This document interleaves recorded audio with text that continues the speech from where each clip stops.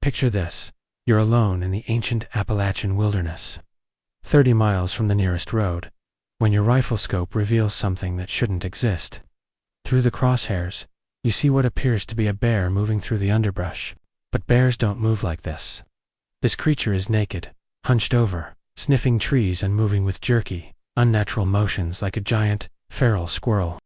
When it suddenly snaps its head toward you and locks eyes through your scope, you realize you're not looking at an animal at all, you're staring at something that was once human but has forgotten how to be one. Welcome to the terrifying reality of the Appalachian Wild Men, where criminals who fled to these billion-year-old mountains have devolved into something far more dangerous than any beast that roams these ancient peaks. Story 1. The Hunter's Discovery. John Matthews had spent the better part of 4 decades hunting the remote ridges of West Virginia's deepest wilderness, where ancient Cherokee hunting trails still carved faint lines through forests that had never known the bite of a chainsaw. His grandfather had taught him these mountains, and his grandfather's grandfather before that, creating a lineage of hunters who understood the rhythm of the wilderness like their own heartbeat. But nothing in 3 generations of accumulated mountain wisdom had prepared him for what he would encounter through his rifle scope on that bone-chilling October morning. The pre-dawn darkness was giving way to the gray half-light that experienced hunters know as the golden hour, when wildlife moves with purpose and awareness becomes survival. John had positioned himself in a natural blind formed by fallen timber and dense rhododendron, 37 miles from the nearest maintained road, in terrain so remote that helicopter rescues were considered impossibly dangerous. The silence was absolute, except for the whisper of wind through ancient hemlocks and the distant trickle of a mountain spring that had been flowing since before humans walked these ridges. Through his scope, movement caught his attention, a dark shape approximately 200 yards downslope, moving through the underbrush with what initially appeared to be the casual confidence of a young black bear. John had seen hundreds of bears during his hunting career, understood their movement patterns, their seasonal behaviors, their preferred feeding areas. This shape moved with familiar ursine bulk, but something felt fundamentally wrong about its locomotion. As John adjusted his scope's focus, the details that emerged challenged everything he understood about wildlife behavior. The figure was indeed large, dark, and moving on all fours, but its proportions were subtly incorrect for any known animal. The limbs were too long, the torso too narrow, the movement too fluid and coordinated. Most disturbing was its behavior. Instead of foraging randomly like a bear, this creature was systematically investigating its environment with purpose and intelligence. The thing was completely naked, its skin darkened by years of exposure and dirt, with muscle definition that spoke of incredible physical conditioning. Its movements were quick, jerky, and unnaturally agile, like watching a human who had forgotten how to move like a human. It would drop to all fours to sniff specific trees, then rear up on its haunches to examine higher branches, demonstrating flexibility and strength that defied normal human capabilities. What made John's blood run cold was the creature's investigative process. It wasn't randomly exploring, it was reading the forest like a book, touching specific trees, examining particular areas of ground, following scent trails invisible to normal human senses. This was apex predator behavior, the systematic territorial survey of something that owned these mountains and was checking its domain for intruders. The creature suddenly froze, its head cocked at an unnatural angle, listening to sounds John couldn't detect. Then, with movements so quick they blurred in John's scope, it spun toward his position with the precision of a compass needle finding magnetic north. Those eyes, when they locked onto John's position through 200 yards of forest and the narrow tube of his rifle scope, weren't human anymore. They held the calculating intelligence of a predator, evaluating potential prey. The patient wisdom of something that had learned to hunt humans as efficiently as wolves hunt deer. For perhaps 30 seconds, hunter and creature maintained perfect eye contact across the mountain wilderness. John felt his finger unconsciously tighten on his rifle's trigger, some primal part of his brain recognizing a threat that transcended normal predator-prey relationships. This wasn't a desperate criminal hiding in the mountains. This was an evolved predator that had claimed these ancient peaks as its hunting ground. The creature's face, framed by matted hair and beard that hadn't been groomed in years, carried an expression John had never seen on a human face. It was evaluating him with the same clinical detachment a mountain lion uses to assess a deer's weaknesses. There was no madness in those eyes, no human desperation or criminal cunning. There was only the patient intelligence of an apex predator, deciding whether John represented a threat worth eliminating or prey worth pursuing. Then, with explosive speed that defied human limitations, the creature vanished into the forest. Not vanished. One moment it was there, perfectly visible through John's scope, and the next it had dissolved into the landscape with the fluid grace of something that had been playing hide-and-seek in these mountains for decades. The silence that followed was oppressive, carrying the weight of being watched by unseen eyes from unknown positions. John remained in his blind for another 4 hours, scanning the forest through his scope, but saw no further movement. When he finally emerged and examined the area where the creature had been, he found evidence that would haunt him forever. Human handprints in the soft earth, but distorted by calluses and nail growth that spoke of decades spent on all fours. The prints were accompanied by scratch marks on tree bark 8 feet above the ground, made by fingernails that had grown into claws through years of feral living. Most disturbing were the other signs. John discovered arranged stones that served no natural purpose, small animal bones positioned in patterns that suggested ritual or marking behavior, and tracks indicating the creature wasn't alone. Multiple sets of prints converged and diverged around the area, suggesting a network of these beings that moved through the mountains with coordinated purpose. John never returned to those hunting grounds. The encounter had revealed that the remote Appalachian wilderness harbored predators far more dangerous than any natural wildlife, creatures that had evolved beyond human limitations, while retaining human intelligence and applying it to the ancient art of hunting. Story 2. The trail stalkers, Sarah Chen, had planned her solo Appalachian trail adventure for 2 years, studying maps, training with weighted packs, and preparing for every contingency except the one that nearly claimed her life. A software engineer. From Seattle, she thought the greatest danger she'd face would be exposure, injury, or getting lost. She had no idea that the ancient mountains harbored predators who had turned human, hunting into a sophisticated art form. Her first indication that something was wrong came on night 3 of her planned 14-day trek. She had established camp at Hemlock Shelter, a basic 3-walled structure that provided minimal protection from the elements but felt luxurious after days of tent camping. The shelter was positioned beside a reliable water source and offered commanding views of the valley below, perfect defensive positioning. That should have provided security, an early warning of any approaching threats. As darkness settled over the mountains like a suffocating blanket, Sarah heard voices drifting through the trees. At first the sound brought relief. Other hikers meant safety, companionship, and the comfort of human contact in the vast wilderness.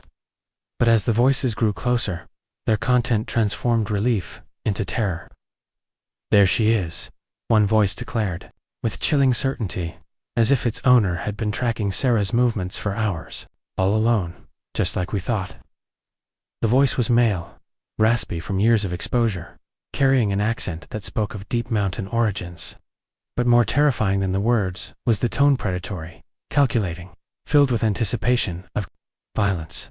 "Been watching her for 2 days," a second voice responded, this one higher pitched but equally menacing. "She's got good gear, moves careful like. Smart one. Makes it more interesting." Their conversation revealed that Sarah had been under surveillance since entering their territory, stalked by predators who understood her patterns better than she understood theirs. Peering through a gap in the shelter's wall, Sarah saw 2 figures moving through the moonlight with fluid, practiced stealth. They were tall, lean, with long hair and beards that hadn't been groomed in years. Their clothing was minimal ragged shorts and makeshift footwear that suggested they'd been living wild for an extended period. But most terrifying were their eyes, which reflected the moonlight like an animal's, and held an intelligence that was completely predatory. "Look at all that pretty gear," the first voice continued. "Gonna have some fun before we take it all." Their intentions were clear, and Sarah understood with crystalline clarity that these weren't desperate criminals who might be reasoned with. These were predators who had evolved beyond human moral constraints while retaining human intelligence. and cunning. Sarah's survival training kicked in with adrenaline-fueled clarity. She grabbed her essential gear: water, minimal food, first aid kit, and knife, and slipped out the shelter's back opening, while the stalkers continued their approach. From the front, moving with desperate stealth, she plunged into the forest darkness, hearing the sound of bare feet slapping against the trail behind her. As her hunters realized their prey had escaped, what followed was 14 days of the most intense psychological and physical survival challenge any human could face. The Wildmen didn't simply pursue her. They orchestrated an elaborate hunt that demonstrated sophisticated understanding of human psychology and wilderness survival. They would allow her to think she'd escaped, then reappear when exhaustion lowered her guard. They knew the mountains infinitely better than she did, understanding every water source, shelter option, and escape route. Their hunting strategy revealed intelligence and patience that made them far more dangerous than any natural predator. They would split up to cover multiple routes, communicate through whistles and calls that blended seamlessly with natural forest sounds, and maintain psychological pressure through conversations they knew she could overhear. "She's getting tired," one would comment, just loudly enough for Sarah to hear. "Won't be long now." They were using fear as a weapon, understanding that psychological exhaustion would eventually make her easier prey than physical pursuit ever could. Sarah learned to recognize their hunting patterns through desperate necessity. They were most active during dawn and dusk, using natural low-light conditions to mask their movements. They avoided direct sunlight, suggesting years of adaptation to nocturnal hunting. Most importantly, they never attacked when she was alert and prepared. They waited for moments of vulnerability, when exhaustion, hunger, or thirst compromised her judgment. The psychological torture was as carefully orchestrated as the physical pursuit. They would leave signs of their presence, where she would find them: twisted arrangements of sticks that formed crude symbols, small animal bones positioned to spell out threats, her own discarded items repositioned to demonstrate their intimate knowledge of her movements. They wanted her to know she was being watched, studied, and evaluated like a laboratory specimen. On day 8, Sarah overheard a conversation that revealed the true scope of her danger. "This one's smarter than the last few," one stalker commented. "Remember that couple from Virginia? Took us 6 hours." The casual reference to previous victims made clear that Sarah wasn't their first prey. She was part of an ongoing pattern of predation that had been claiming wilderness visitors for years. By day 10, Sarah's survival had become a masterclass in wilderness psychology. She learned to move only when wind masked her sounds, to drink only from sources they couldn't easily watch, to rest only in positions that offered multiple escape routes. She discovered that they could track her scent trail for days, requiring her to wade through streams and handle specific plants that masked human odor. Most terrifying was her gradual realization that her stalkers weren't acting from desperation or mental illness. They were conducting a sophisticated hunt for sport and pleasure. They had food sources, shelter, and everything needed for survival. Hunting humans had become entertainment, a challenging game that tested their skills against the most dangerous prey available. The psychological pressure was designed to break her mentally before they moved in physically. They would mimic voices of people she might know, call out fake rescue attempts, and create sounds that suggested safety where none existed. "Sarah, we're here to help," one would call in a voice that almost sounded like her brother. "Park rangers, coming to get you." Out. Their understanding of human psychology was sophisticated enough to exploit hope as ruthlessly as they exploited fear. Sarah's escape came on day 14, when a legitimate search and rescue helicopter spotted her signal mirror near a rocky outcrop that offered clear sightlines in multiple directions. Even then, her stalkers made one final attempt to claim their prey, emerging from concealment as the helicopter approached. The rescue crew later reported seeing multiple individuals fleeing into deep forest when the aircraft arrived, confirming that Sarah had been hunted by an organized group rather than isolated individuals.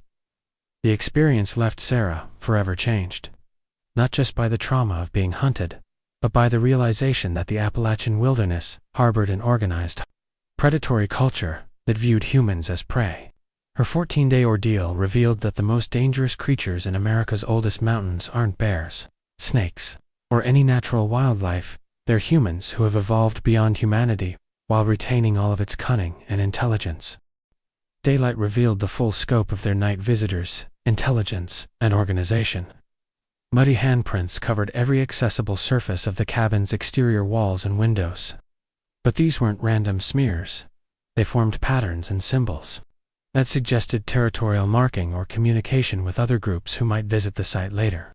Small animal bones had been arranged in symbolic patterns around the cabin's perimeter, creating messages in a language the family couldn't understand but instinctively recognized as threatening territorial claims. Most disturbing were the signs that indicated this wasn't the creature's first encounter with the Hendricks family cabin. Tom discovered freshly carved symbols on nearby trees that hadn't been there during their visit the previous summer, suggesting that the hollow had been claimed as territory by predators who regularly monitored it for human intrusion. The family's cabin wasn't a remote sanctuary, it was a hunting blind that drew prey into a controlled environment, where predators could study and evaluate them at leisure before deciding whether they were worth the effort of actual predation. The Hendricks family packed their belongings and left the hollow within hours of sunrise, never to return. The experience had revealed that their cherished mountain heritage included sharing the wilderness with predators who viewed human visitors not as threats to avoid, but as prey to be hunted with sophisticated coordination and intelligence that made them far more dangerous than any natural wildlife these ancient mountains had ever harbored. Story 3. The Cabin Siege. The Hendricks family had owned their remote cabin for 4 generations, with each passing it down, along with stories about the old ways and warnings about respecting the deep mountains. Located in a hollow so remote that GPS signals failed and cell phones became expensive paperweights, the cabin represented everything Tom Hendricks loved about his Appalachian heritage: isolation, self-sufficiency, and connection to a landscape that remained essentially unchanged since his great-grandfather first claimed the land in 1923. Tom brought his wife Maria and their 2 children, 8-year-old Emma and 10-year-old Jake, to the cabin for what should have been a peaceful family retreat during the October leaf season. The structure itself was basic but sturdy hand-hewn chestnut logs, darkened by decades of mountain weather, fieldstone foundation built without mortar in the old style, and a tin roof that could withstand the fierce storms that regularly swept through the hollow. Solar panels provided minimal electricity. A hand pump accessed clean well water from a spring his great-grandfather had developed, and a massive stone fireplace provided heat and cooking capability. It was completely exactly as Tom's ancestors had designed it to be.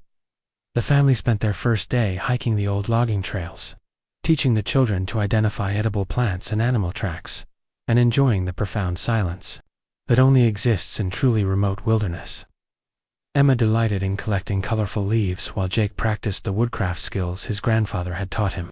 As evening approached, they gathered around the fireplace, roasting marshmallows and sharing family stories about previous generations who had lived in these mountains full-time, when the hollow had been home to an entire community of mountain families. The first indication of trouble came as darkness settled over the hollow on their second night, like a suffocating blanket that seemed heavier than normal. Autumn darkness. What began as subtle scratching sounds on the cabin's roof quickly escalated into something far more organized and threatening. The noises weren't random animal movements, they followed deliberate patterns that suggested intelligence and purpose. Something was systematically testing the cabin's exterior, probing for weaknesses with the patience of experienced predators who understood building construction. "Daddy, what's making those sounds?" Emma whispered, pressing close to her father as scratching noises moved across the metal roof from east to west, then back again in a coordinated pattern. The sounds were too heavy for squirrels, too coordinated for raccoons, and too persistent for any known wildlife. Tom initially tried to dismiss the noises as animals seeking shelter, but his mountain-raised instincts recognized something far more threatening in their methodical nature.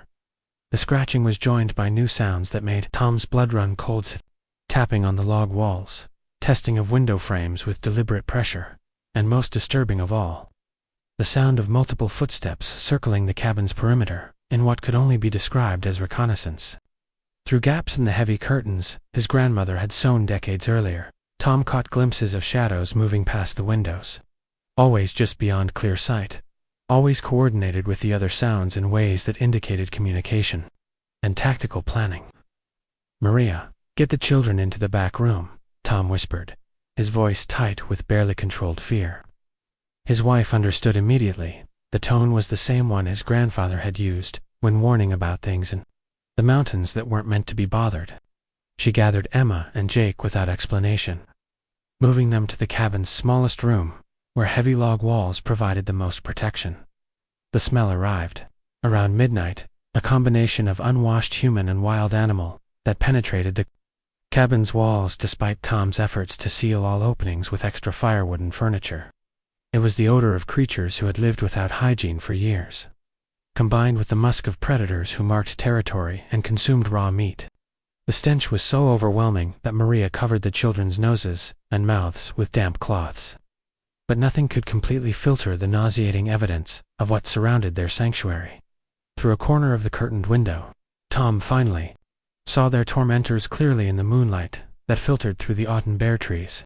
3 figures moved through the shadows with practiced stealth, tall, gaunt shapes covered in matted hair and mud that served as natural camouflage against the forest background. Their movements were fluid and coordinated like a military unit, suggesting years of partnership in whatever activities occupied their time in these remote mountains. Most terrifying was their obvious intelligence. They weren't acting from desperation or madness, but from calculated assessment of the cabin's defenses and inhabitants. The creatures appeared to be conducting a thorough reconnaissance mission. One would test a window, while another monitored the family's reactions from a different angle, and the third maintained overwatch from a position that covered potential escape routes. They moved with the coordinated precision of pack hunters who had refined their techniques through extensive practice on previous prey. The siege intensified throughout the night as the creatures employed increasingly sophisticated techniques to test the cabin's security. They attempted to manipulate the door handle with tools fashioned from forest materials, probed window frames for structural weakness using systematic pressure, and even tried to access the roof through overhanging oak branches. Their efforts revealed extensive knowledge of building construction and human behavior. They understood exactly where a cabin's weaknesses would be located and how frightened people would likely respond to psychological pressure. The psychological warfare was as carefully orchestrated as the physical probing. The creatures would scratch at specific locations where the sounds would be most audible to the cabin's occupants, then immediately move to different positions when the family's attention focused on the noise. They were creating a sense of being surrounded and outnumbered while preventing the family from accurately assessing their actual numbers, positions, or capabilities. "They're testing us," Tom whispered to Maria as another coordinated sequence of sounds moved around the cabin's perimeter like clockwork. "They know exactly what they're doing." His recognition of their intelligence made the situation far more terrifying than if they were simply dealing with desperate criminals or mentally ill individuals. These were predators who had evolved sophisticated hunting strategies and were applying them with the methodical precision of apex predators. Around 3 a.m., the creatures began vocalizing, not human speech, but a complex series of clicks, whistles, and guttural sounds that clearly represented sophisticated communication. The sounds were precisely coordinated with their movements, indicating that they were sharing detailed information about the cabin's defenses, discussing tactical strategies, and planning their next moves with military-level coordination. The family was listening to predators coordinate an attack in a language that no human should understand, but that clearly conveyed complex tactical information. Young Jake, despite his terror, proved to have inherited his family's mountain instincts and analytical thinking. "Dad," he whispered, with the clarity that sometimes comes to children in crisis, "they're not trying to get in yet. They're learning about us." His observation was terrifyingly accurate. The creatures were conducting detailed reconnaissance, gathering intelligence about the cabin's inhabitants, defenses, routines, and psychological vulnerabilities before committing to an actual assault. The siege reached its terrifying climax near dawn when the creatures made their most coordinated and aggressive effort to breach the cabin's defenses. Working together with military precision that suggested extensive practice, they simultaneously tested the front door, both windows, and roof access while maintaining their psychological pressure. Through coordinated vocalizations that built to a crescendo of inhuman sounds, the family huddled in the cabin's center, armed with kitchen knives, a single hunting rifle, and the desperate hope that their sanctuary would hold against predators who understood their fear and were using it as effectively as any physical weapon. The assault lasted exactly 17 minutes, long enough to demonstrate their capabilities but brief enough to avoid serious risk. They could have continued indefinitely, but chose to withdraw, sending a clear message that this was evaluation rather than a loud attack. The coordinated retreat was as precisely executed as their approach had been, with each creature covering the other's withdrawal according to practiced protocol. As the first rays of sunlight penetrated the forest canopy and began to burn away the night's terror, the sounds gradually diminished and finally ceased entirely. The creatures had withdrawn with the same coordinated precision they had employed throughout the night, leaving behind only the overwhelming stench, psychological trauma, and the clear understanding that the family had been evaluated, cataloged, and marked as potential prey should they ever return to this remote hollow. Sarah's escape came on day 14, when a legitimate search and rescue helicopter spotted her signal mirror near a rocky outcrop that offered clear sightlines in multiple directions. Even then, her stalkers made one final coordinated attempt to claim their prey, emerging from concealment as the helicopter approached in a desperate gambit to snatch victory from the jaws of defeat. The rescue crew later reported seeing multiple individuals fleeing into deep forest when the aircraft arrived, confirming that Sarah had been hunted by an organized group rather than isolated individuals. The helicopter's thermal imaging detected at least 6 heat signatures retreating into terrain so rugged that ground pursuit would have been impossible, revealing that Sarah had been outnumbered by professional predators throughout her entire ordeal.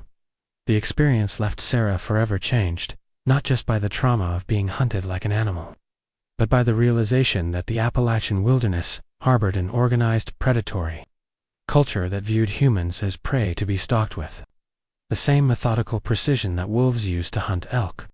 Her 14-day ordeal revealed that the most dangerous creatures in America's oldest mountains aren't bears, snakes, or any natural wildlife. They're humans who have evolved beyond humanity while retaining all of its cunning, intelligence, and capacity for patient, calculated violence. Story 4. The 2-week ordeal, Sarah Chen's encounter with the trail stalkers was only the beginning of a 2-week survival ordeal that would test every instinct she possessed and forever change her understanding of what it meant to be human prey in the ancient Appalachian wilderness. What started as a chance encounter with dangerous individuals quickly evolved into the most sophisticated hunt she could never have imagined, conducted by predators who had turned human tracking into an art form refined over decades of practice. After escaping her initial pursuers at Hemlock Shelter, Sarah discovered that the Wildmen had marked her as prey and would not abandon their hunt easily. These weren't desperate criminals who might lose interest when pursuit became difficult. They were experienced predators who viewed hunting humans as both sport and profession, with the patience and skill to sustain pursuit for weeks if necessary. The mountains were their territory, their hunting ground, and Sarah had become the most challenging prey they had encountered in years, living off carefully rationed food supplies and water found in mountain streams that required careful purification. Sarah became intimately familiar with the sounds of her predators' voices echoing through the forest during both day and night. They spoke about her in graphic, disturbing terms that revealed not only their intentions but their extensive experience with human prey. Their conversations provided a terrifying window into a predatory culture that had developed its own language, customs, and hunting traditions centered around the pursuit and capture of human beings. "Smart one, this girl," one voice would comment during the early days of pursuit. "Knows how to move quiet, knows water sources. Gonna take some real hunting." Their professional assessment of her capabilities revealed that they had extensive experience evaluating human prey, understanding survival skills, and adapting their tactics accordingly. This wasn't random predation, it was specialized hunting that required expertise developed through years of practice. The conversations revealed a level of organization and sophistication that made them far more dangerous than random criminals hiding in the mountains. "Remember that family from Pennsylvania last spring?" another voice would recall during their evening planning sessions.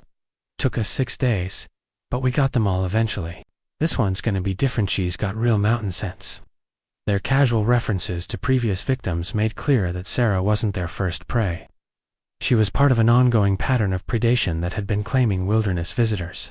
For years, without detection by authorities, Sarah learned to recognize the distinct voices of at least 4 different hunters, each with specialized roles in their coordinated pursuit.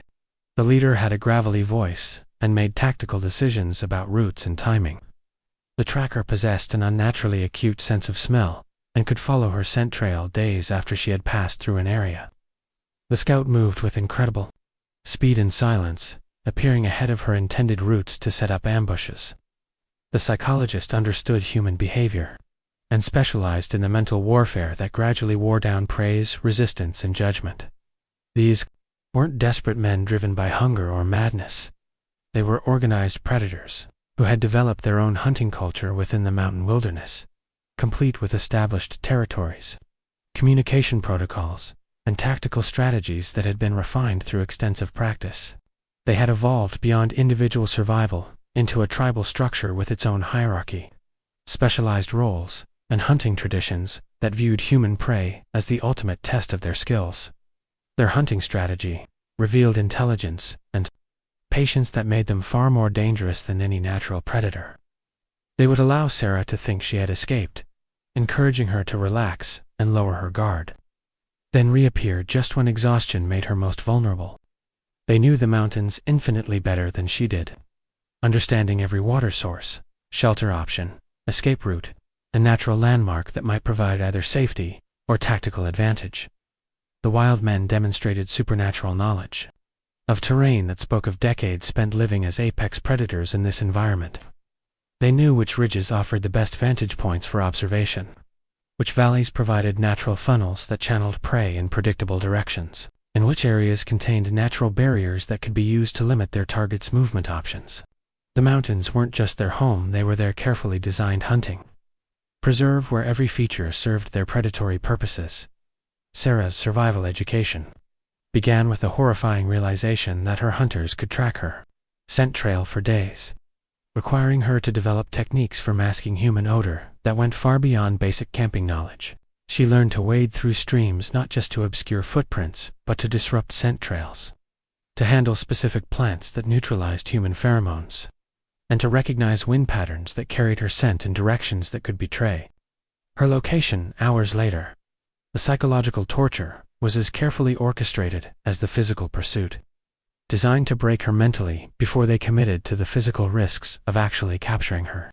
They would leave signs of their presence, where she would inevitably find them: twisted arrangements of sticks that formed crude symbols, small animal bones positioned to spell out threats in a language she didn't understand but instinctively recognized as menacing.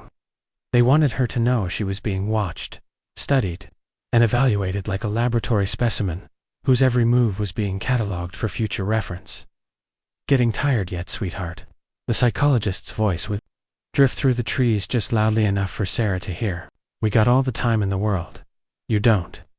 Their psychological warfare exploited every fear and insecurity that isolation and exhaustion could amplify, understanding that mental breakdown would eventually make her far easier prey than physical pursuit ever could.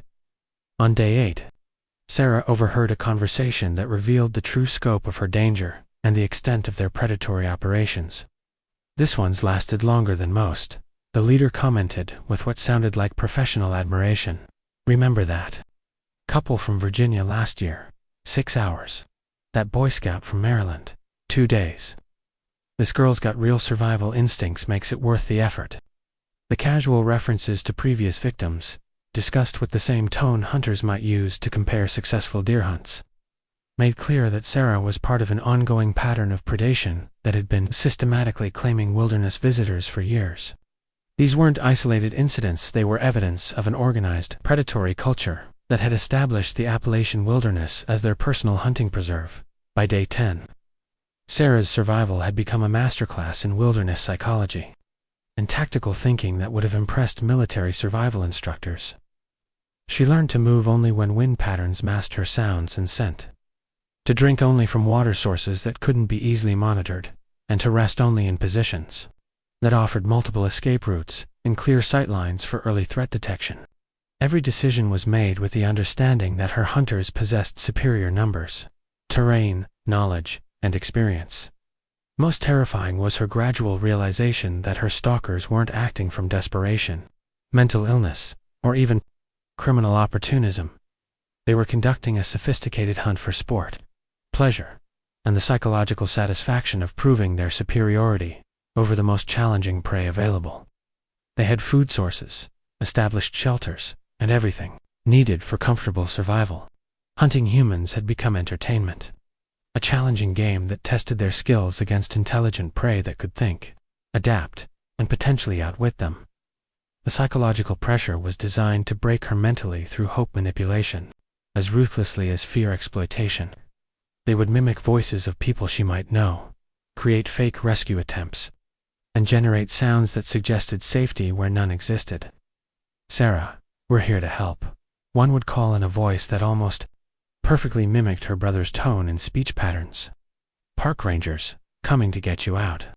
Their understanding of human psychology was sophisticated enough to weaponize hope as effectively as they weaponized terror. Sarah's education in predator psychology revealed that the Wildmen had retained enough human intelligence to understand and exploit civilized behavior while having abandoned all human moral constraints.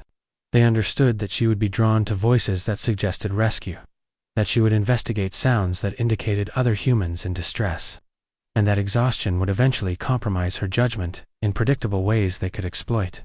The hunt's intensity escalated during the final days as Sarah's physical and mental reserves approached complete depletion.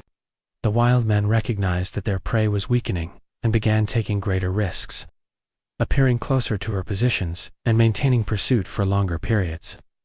Their voices carried increased excitement and anticipation, like predators, sensing that their long hunt was approaching its successful conclusion. Pete never recovered from the psychological impact of realizing that his mountain sanctuary harbored predators far more dangerous than any natural wildlife. The ritualistic nature of the attack, the clear evidence of ongoing surveillance, and the authorities' obvious efforts to suppress information about such incidents revealed that he was dealing with an organized predatory culture that viewed livestock theft as practice for hunting far more challenging prey. His goats hadn't been killed for food or profit. They had been sacrificed as part of a training exercise designed to prepare predators for hunting. Humans with the same systematic precision they had applied to his helpless animals. Story 5. The Livestock Theft. Farmer Pete. Morrison had lived at the edge of Appalachian wilderness his entire 63 years, inheriting both the land and the mountain wisdom that came with generations of hard-scrabble farming in terrain that tested every family that tried to make a living from its rocky soil. His 100-acre farm occupied a narrow valley where Deer Creek carved its way between steep ridges covered in old-growth forest that had never known the bite of a chainsaw. The isolation that made modern farming difficult also provided something: increasingly complete separation from the complications and dangers of the modern world. Pete ran a small operation focused on heritage livestock breeds that thrived in the challenging mountain environment. His prized possession was a herd of Spanish goats, hardy animals descended from stock brought to America centuries earlier, perfectly adapted to browsing the steep hillsides and surviving harsh mountain winters. These weren't ordinary farm animals. They were intelligent, alert creatures that had developed almost supernatural awareness of predators. Through generations of natural selection, in an environment where vigilance meant survival, the goats served multiple purposes beyond their economic value. They cleared underbrush that could fuel dangerous wildfires. Their keen senses provided early warning of approaching storms or unusual activity in the surrounding forest, and their presence created a buffer zone between Pete's farmstead and the wild mountains that pressed close on all sides. Most importantly, they had never failed to alert him to the presence of predators. Whether black bears, coyotes, or the occasional mountain lion that wandered down from higher elevations, that's what made the night of October 15th so particularly disturbing. Pete's goats had been restless for several days, exhibiting behavior he'd never witnessed in 40 years of raising them. Instead of their usual evening routine of settling peacefully in the barn, they huddled together in tight groups, constantly scanning the tree line with an alertness that suggested they detected threats invisible to human senses. Their soft bleating carried an undertone of anxiety that kept Pete checking and rechecking the security of their enclosure. On the evening of the 14th, the goats refused to enter the barn entirely. despite Pete's best efforts to encourage them inside where they would be safe from any potential predators. They remained clustered in the open pasture, facing the forest with rigid attention. Their behavior was so unusual that Pete spent the night on his front porch with his grandfather's Winchester, watching over animals that clearly sensed danger he couldn't detect. The attack came during the darkest hours before dawn, when human attention naturally reaches its lowest ebb, and predators conduct their most serious business. Pete was awakened not by sounds of struggle or distress, but by a silence so complete it seemed unnatural. The normal night chorus of insects, owls and small mammals had ceased entirely, as if every living creature in the valley was holding its breath in terror. When morning light finally revealed the carnage, Pete discovered a scene that violated every natural law he understood about predator behavior. 3 of his finest breeding goats had vanished from a pasture, surrounded by sturdy fencing and protected by multiple strands of electric wire. But these weren't random disappearances. They were precision abductions that demonstrated intelligence and planning far beyond any known wildlife capabilities. The missing goats were found strung up in nearby oak trees, suspended 15 feet above the ground in positions that served no practical purpose for any natural predator. The animals hadn't been killed for food. Their bodies showed evidence of ritualistic mutilation that spoke of intelligence, symbolism, and purposes that had nothing to do with survival needs. Small cuts formed geometric patterns across their hides, and certain organs had been removed with surgical precision and arranged in symbolic patterns. Beneath the hanging carcasses, most disturbing were the clear signs that multiple individuals had worked in coordination to accomplish this grisly task. The trees showed evidence of climbing techniques that used tools fashioned from forest materials, handholds carved into bark, rope woven from plant fibers, and anchor points that demonstrated sophisticated understanding of physics and engineering. This wasn't the desperate improvisation of hungry criminals, it was the practiced craftsmanship of individuals who had refined these techniques through extensive practice. The ritualistic arrangement of the carcasses suggested cultural meaning that Pete's mountain-raised instincts recognized as territorial marking, even if he couldn't understand the specific symbolism involved. The positioning wasn't random. Each suspended goat faced a different cardinal direction, and the removed organs were arranged in patterns that clearly carried meaning for whoever had created this macabre display. Pete was looking at evidence of a predatory culture that had developed its own religious or ceremonial practices centered around the killing and display of prey. Strange claw marks scarred his barn doors, but these weren't made by any known wildlife. The scratches were too deep, too precisely positioned, and too systematic to be accidental damage. They formed symbols that resembled crude letters or pictographs, creating messages in a language Pete couldn't read but instinctively understood as warnings or territorial claims. Someone, or something, was marking his property as claimed territory and demonstrating their capability to penetrate his defenses whenever they chose. The tracks surrounding his property told an even more disturbing story that revealed the true scope of what Pete was dealing with. Human footprints were everywhere, but distorted in ways that spoke of anatomical changes produced by years of living wild. The spacing was wrong, the depth uneven, suggesting gaits that were part human, part animal. Some prints showed evidence of feet that had developed thick calluses from decades without shoes, with toes elongated and spread in ways that provided better grip on rocky terrain. Most significant were the indicators that multiple individuals had worked in coordinated teams throughout the night. Footprint patterns showed that at least 6 different people had participated in the raid, moving in organized formations that suggested established roles and practiced coordination. This wasn't opportunistic predation by desperate individuals. It was a planned operation conducted by an organized group that had studied Pete's farm, analyzed its defenses, and executed a precision strike designed to send a specific message. The coordination extended to timing and logistics that demonstrated sophisticated planning capabilities. The attackers had waited for the darkest phase of the moon, approached from downwind to avoid detection by both animals and humans, and timed their operation to conclude before dawn, provided enough light for identification. Every aspect of the raid showed evidence of careful preparation and professional execution that spoke of extensive experience with similar operations. Pete's investigation of the surrounding area revealed evidence that his farm had been under surveillance for weeks before the attack. He found carefully concealed observation posts in the forest, constructed from natural materials and positioned to provide clear sight lines to his barn, house, and animal enclosures. These weren't temporary hiding spots, they were permanent installations that showed signs of extended use, complete with provisions for weather protection and long-term occupation.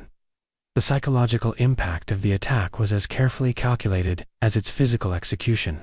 The ritualistic display of the goat carcasses was positioned where Pete would inevitably discover them during his morning chores, ensuring maximum emotional impact when he was alone, and most vulnerable to the implications of what he was seeing. The message was clear: his animals could be taken at will.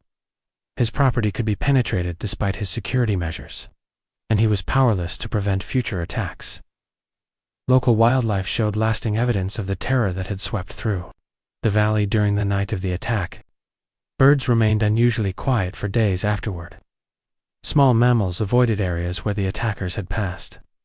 And even Pete's dogs exhibited ongoing anxiety that suggested they had been thoroughly intimidated by whatever they had encountered in the darkness.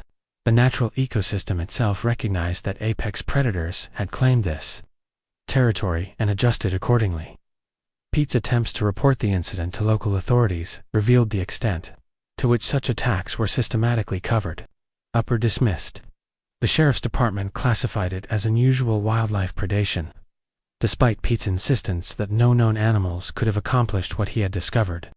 Game wardens suggested that bears or coyotes might have learned to work together in unprecedented ways, ignoring evidence that clearly pointed to human involvement. The cover-up extended to state and federal agencies that showed unusual interest in Pete's report, sending investigators who asked detailed questions about exactly what he had seen, photographed all evidence, and then classified their findings in ways that prevented any public disclosure.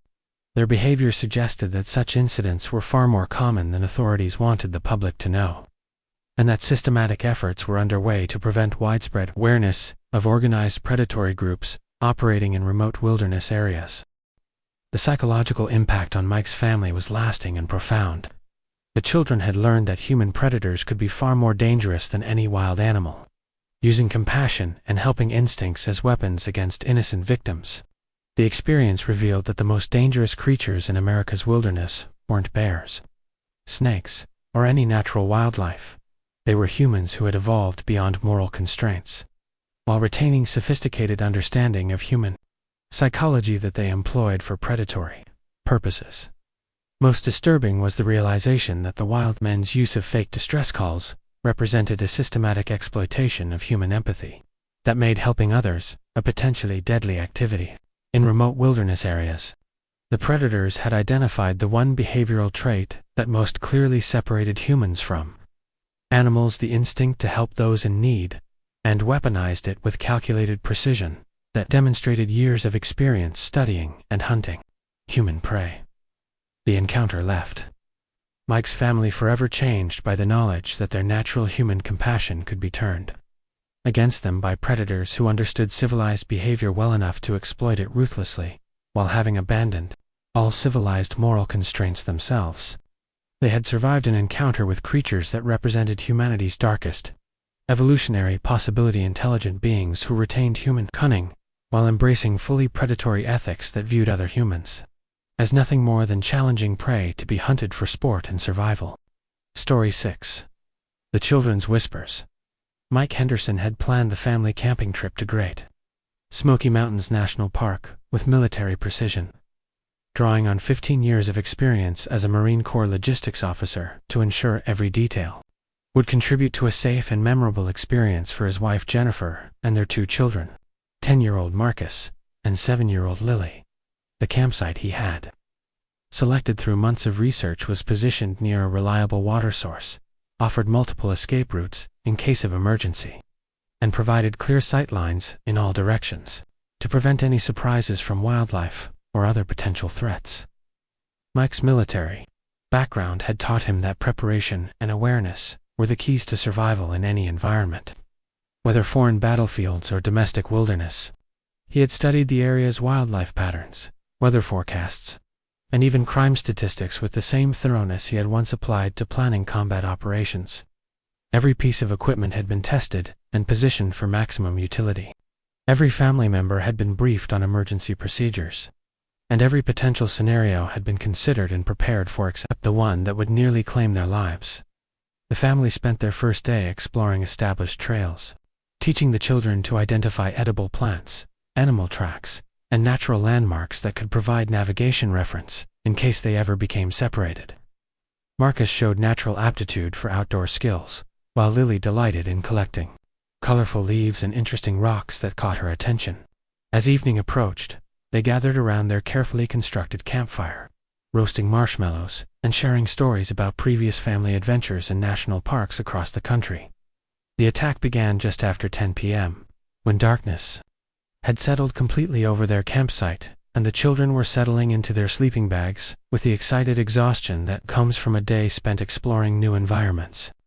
Mike was conducting his evening security check, ensuring that food was properly secured against bears, and that all equipment was positioned for easy access in case of emergency.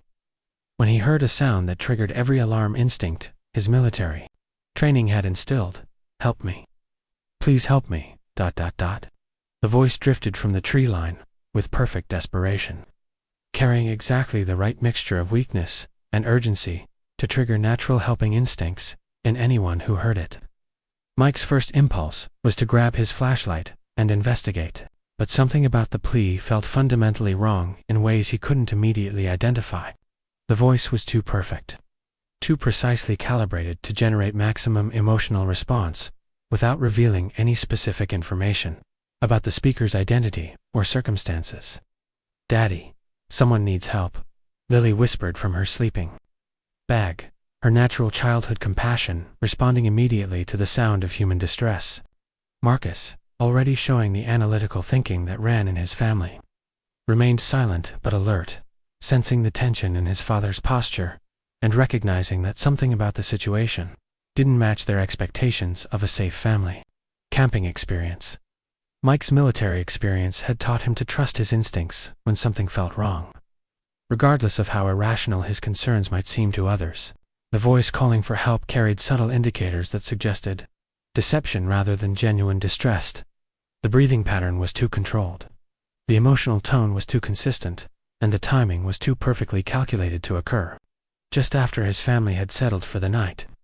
Someone was using their natural compassion as bait for a trap whose ultimate purpose remained unclear, but was certainly dangerous.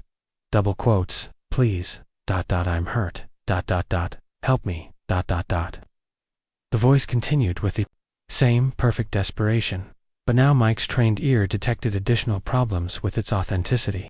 The speaker wasn't moving closer to seek help, wasn't providing any details about their injury or circumstances, and wasn't responding to the obvious signs of human presence that their campfire and conversation would have made apparent to anyone genuinely seeking assistance.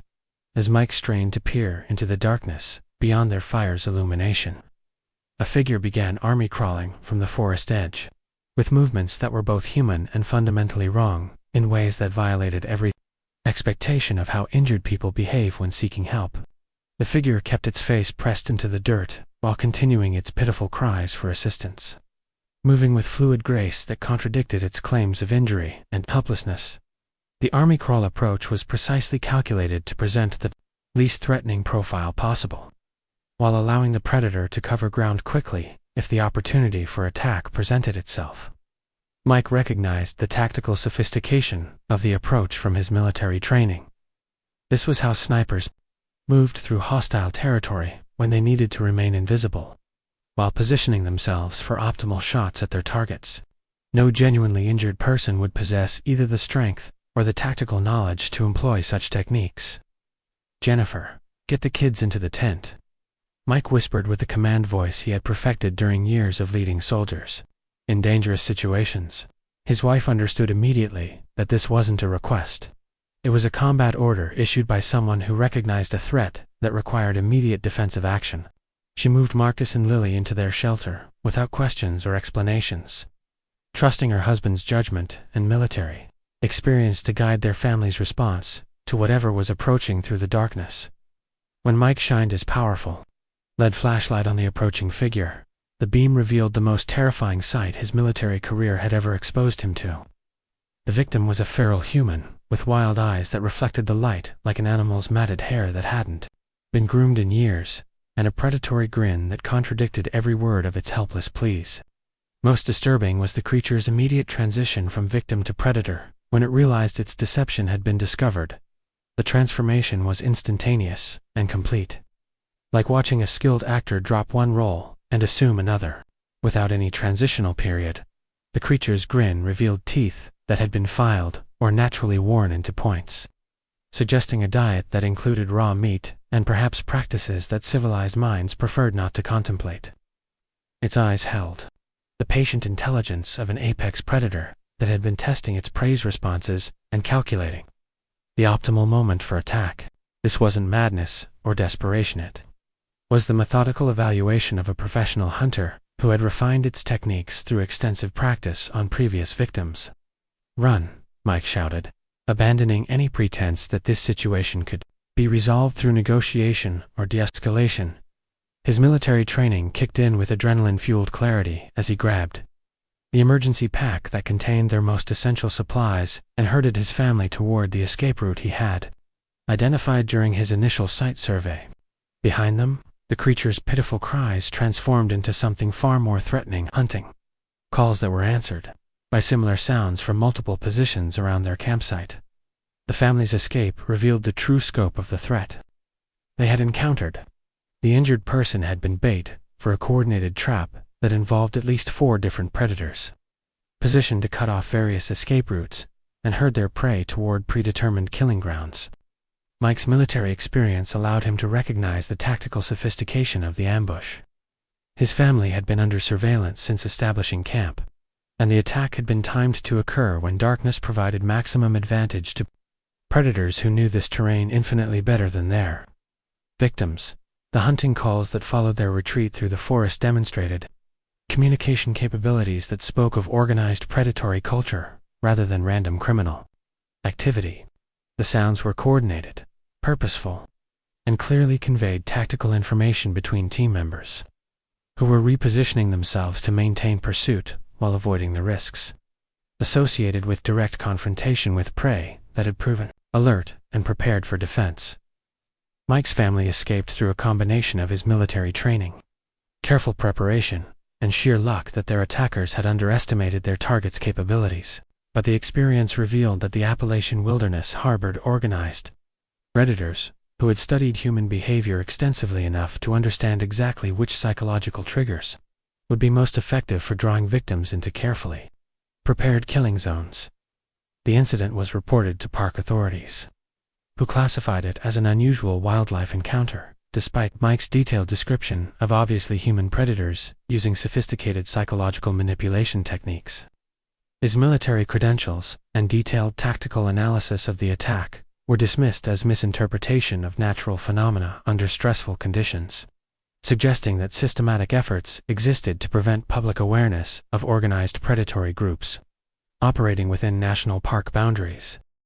The incident was reported to both park authorities and local law enforcement, but official response followed the same pattern David and Michelle had encountered in previous wilderness areas: classification as unusual wildlife encounter, despite clear evidence of human predatory activity. Their detailed descriptions of coordinated human voices, tactical planning, and organized pursuit were dismissed as misinterpretation under stressful conditions, suggesting systematic efforts to prevent public awareness of predatory groups operating in remote wilderness areas.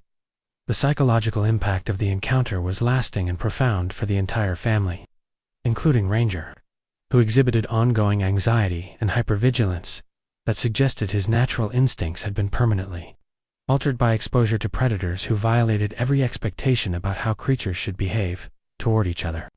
The experience revealed that wilderness areas marketed as safe recreational destinations actually harbored organized, predatory cultures that viewed visitors as prey to be stalked and captured with sophisticated techniques refined through years of practice.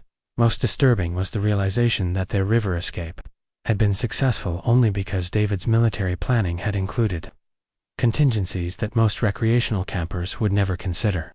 The predator's coordination, patience, and tactical sophistication suggested that less prepared victims would have had no chance of escape once targeted by hunters who had turned human. Predation into a professional skill requiring extensive experience and specialized knowledge of both human psychology and wilderness survival techniques. Story 7. The River Pursuit. David and Michelle Cooper had been married for 12 years, but their shared love of wilderness adventure had brought them closer together than most couples ever experience. Both experienced outdoor enthusiasts with advanced wilderness certifications. They had tackled challenging backpacking routes across the American West and completed multi-day kayaking expeditions on some of the continent's most demanding rivers.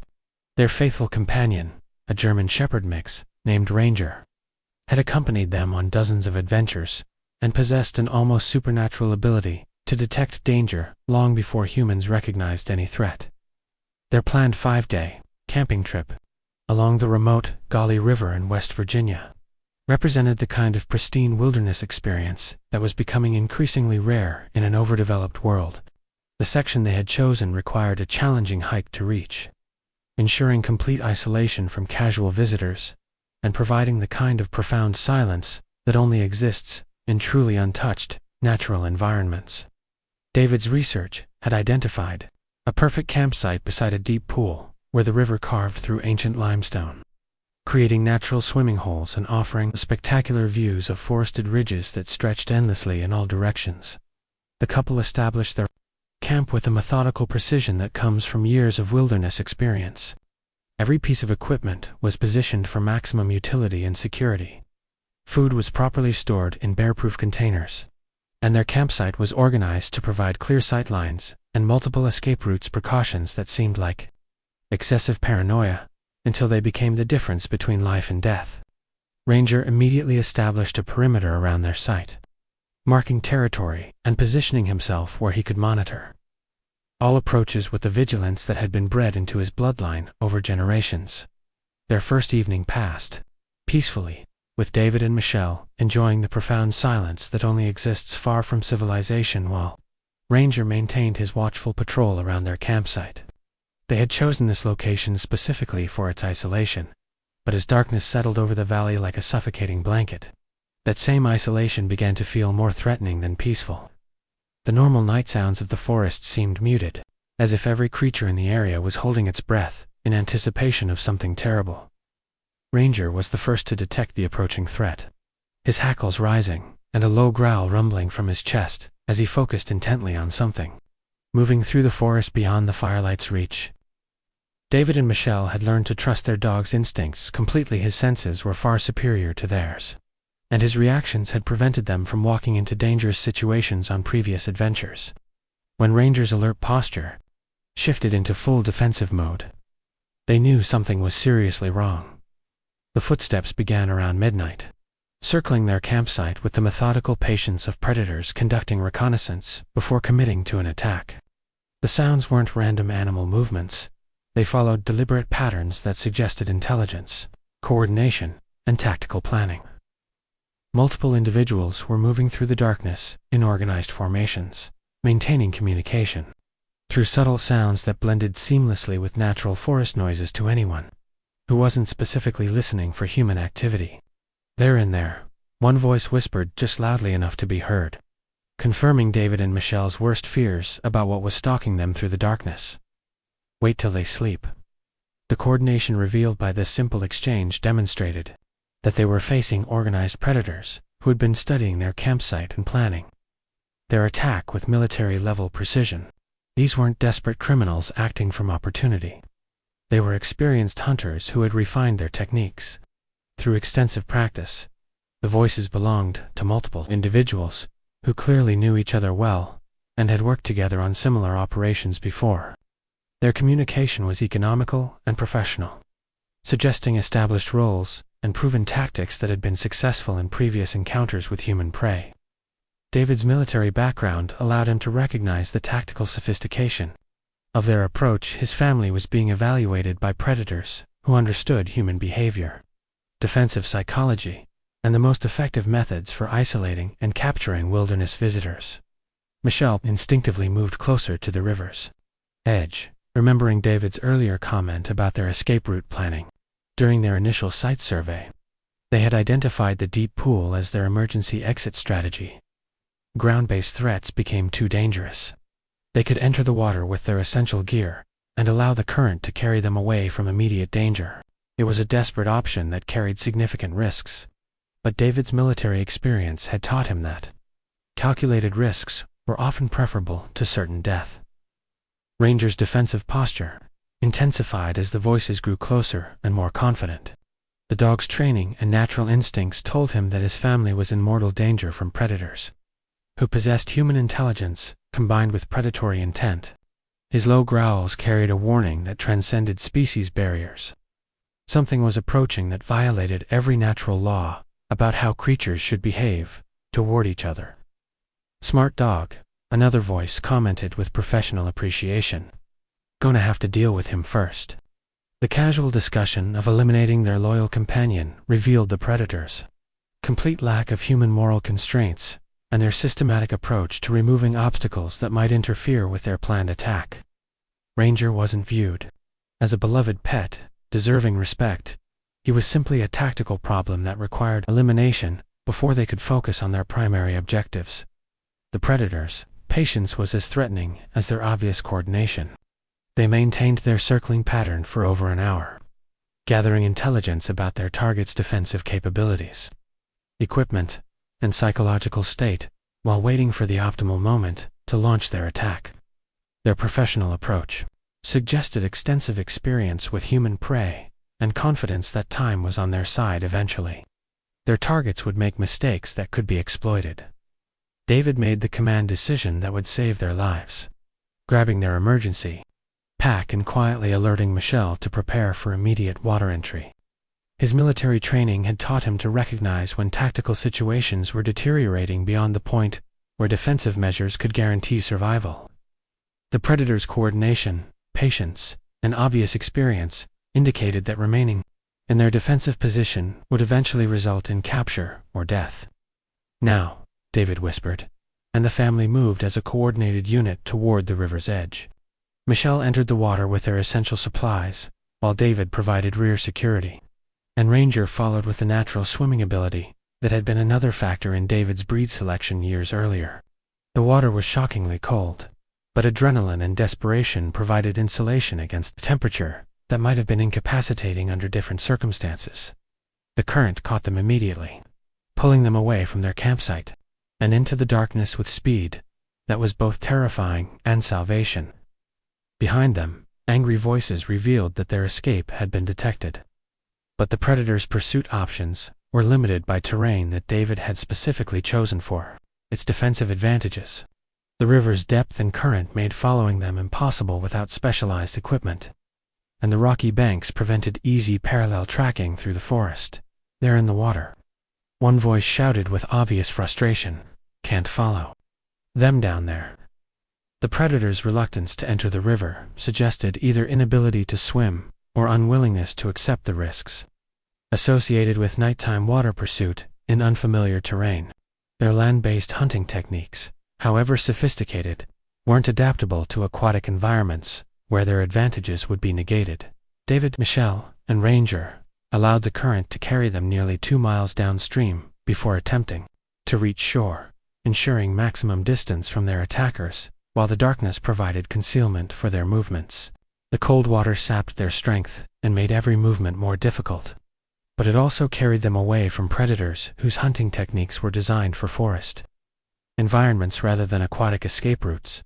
Their eventual extraction from the river revealed evidence that they had been under surveillance for far longer than they initially realized.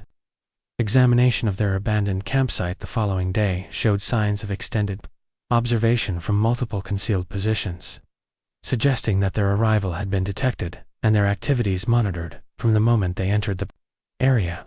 The predators had been studying their routines, equipment, and defensive capabilities while planning an attack that would have been launched when conditions provided maximum advantage. Marcus's investigation of the surrounding area revealed evidence that his campsite had been under surveillance for the entire duration of his stay in the area. He found carefully concealed observation posts constructed from natural materials and positioned to provide clear sight lines to his position, complete with provisions for extended occupation and weather protection. These weren't temporary hiding spots created by casual observers, they were permanent installations that showed signs of regular use by individuals who had been monitoring this location for extended periods. The surveillance positions were constructed with engineering sophistication that indicated substantial expertise in camouflage, defensive construction, and intelligence gathering operations. Their positioning demonstrated intimate knowledge of local terrain, prevailing wind patterns, and optimal sight lines that would only be available to individuals who had spent considerable time studying this specific area. Marcus was looking at evidence of an organized intelligence operation that had been monitoring wilderness visitors with practitioner-level capabilities. Most disturbing was the realization that his shelter's disappearance represented a systematic process of territorial reclamation rather than simple theft. The individuals responsible weren't just taking his equipment, they were erasing evidence of human presence entirely, as if reclaiming territory that outsiders had temporarily invaded without permission. Their selective removal of defensive equipment while ignoring valuables suggested priorities focused on reducing visitors' capabilities to resist or defend themselves during future encounters. The experience left Marcus forever changed by the knowledge that remote wilderness areas harbored organized groups with capabilities that exceeded those of most trained military personnel and interests that focused specifically on monitoring and controlling human activity within their claimed territories. His stolen shelter hadn't been taken for its material value.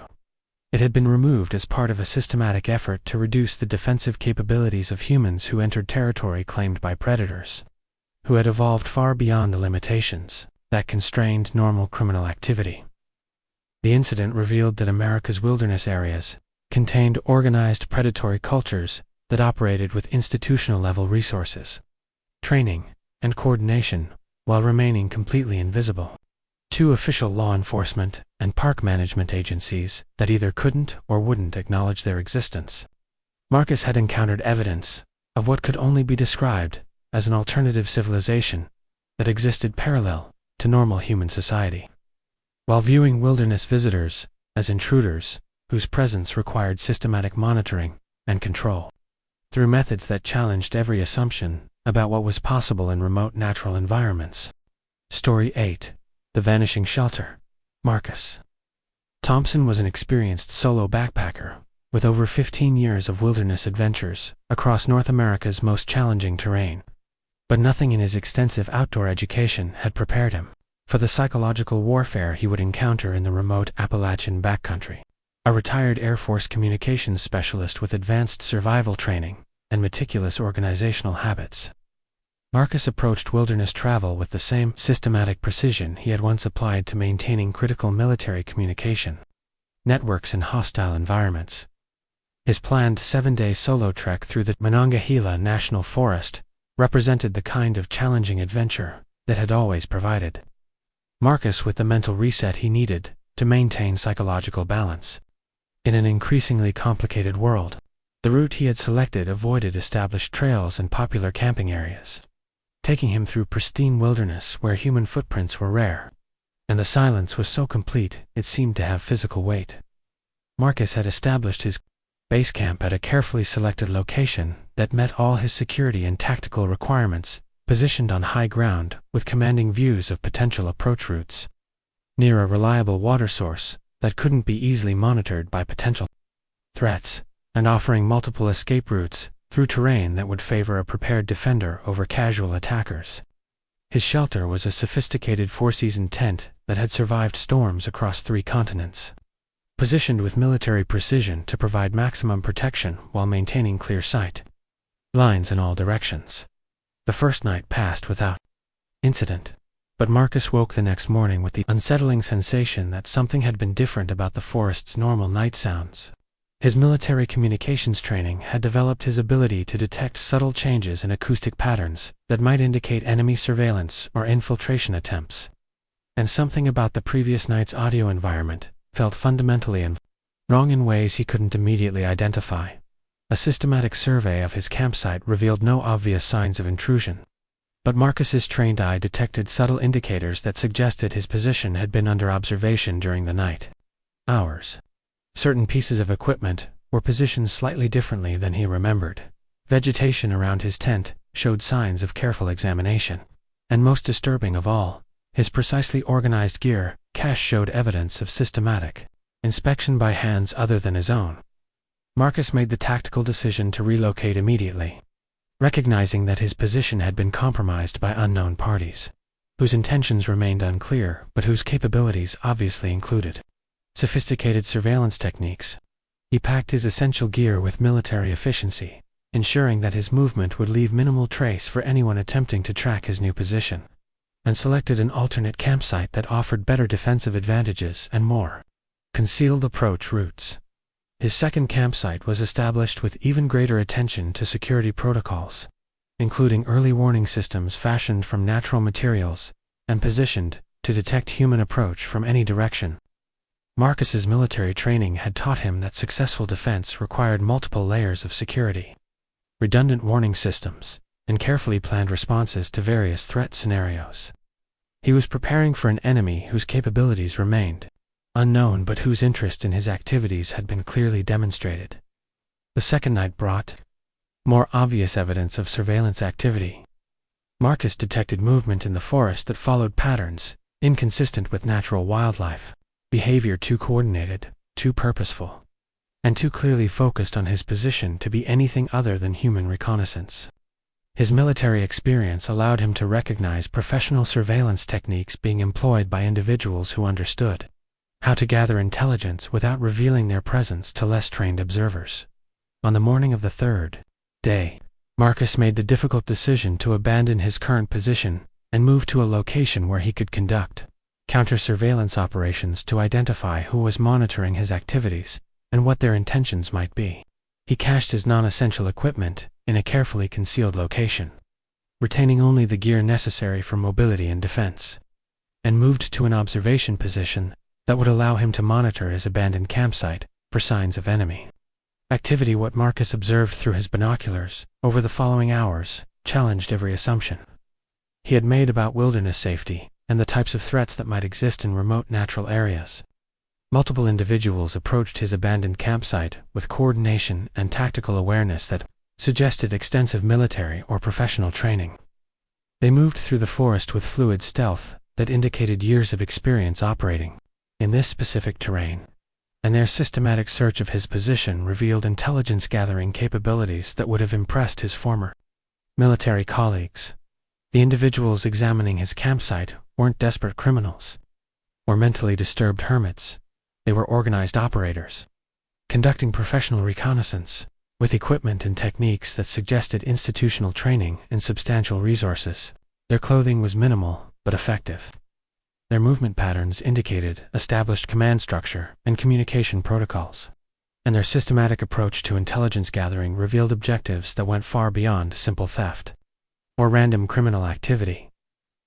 Marcus watched through his optics as the surveillance team methodically cataloged every piece of equipment he had left behind, photographed items with devices that appeared to be sophisticated recording equipment, and conducted what could only be described as detailed forensic analysis of his campsite's organization and security measures.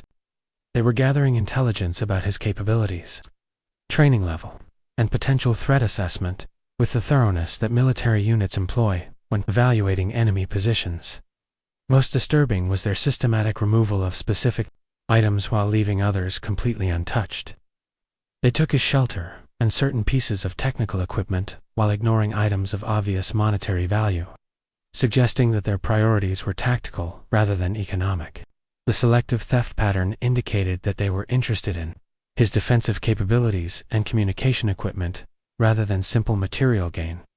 When Marcus returned to his original campsite 2 days later, the selective nature of the theft became even more apparent and psychologically disturbing. His food cache remained untouched and properly secured exactly as he had left it, hanging from tree branches 12 feet above ground level in bear-proof containers that would have required significant effort to access. His expensive GPS unit, high-end camera equipment, and other valuable electronics were still positioned exactly where he had placed them, completely ignored by thieves who had demonstrated the capability to penetrate his security measures at will. But his shelter had vanished without leaving any trace that it had ever existed in that location.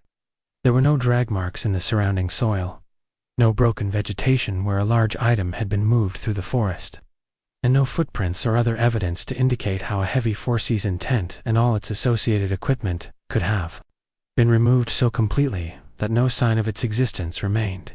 The disappearance defied every law of physics and evidence. Marcus understood from his military investigative training. The psychological impact of the selective theft was far more disturbing than simple property loss. The message was clear and precisely calculated. His position could be penetrated at will by individuals who possessed capabilities that exceeded his own considerable training and experience. They could take whatever they wanted whenever they chose, but they were interested in specific items that related to his defensive capabilities rather than his valuable possessions. Park rangers confirmed that such disappearances occurred more frequently than the public realized, but their explanations were clearly inadequate to account for the systematic nature of the thefts and the sophisticated selection criteria involved. Unusual wildlife activity couldn't explain the removal of specific tactical equipment, while expensive electronics were left completely untouched, and bear activity couldn't account for the complete absence of any physical evidence where large items had been removed. The rangers' obvious discomfort when discussing such incidents suggested that they were aware of explanations they weren't authorized to share with the public. Their behavior indicated that systematic efforts were underway to prevent widespread awareness of organized groups operating within national forest boundaries, with capabilities that challenged conventional understanding of what threats might exist in remote wilderness areas. The implications were staggering. If psychological breakdown could produce predators like the screamer with enough frequency to create territorial conflicts between them, then remote wilderness areas might harbor numerous individuals whose minds had been broken by circumstances that left them capable of methodical hunting and killing while eliminating all social constraints that normally prevented humans from preying on each other systematically. Sarah's final encounter with the screamer occurred when she was preparing to abandon her research station and return to civilization with data that would challenge every assumption about wilderness safety and the types of threats that might exist in remote natural areas. The creature appeared with his usual explosive territorial challenge, but this time his evaluation process concluded with a decision to pursue rather than simply monitor her activities.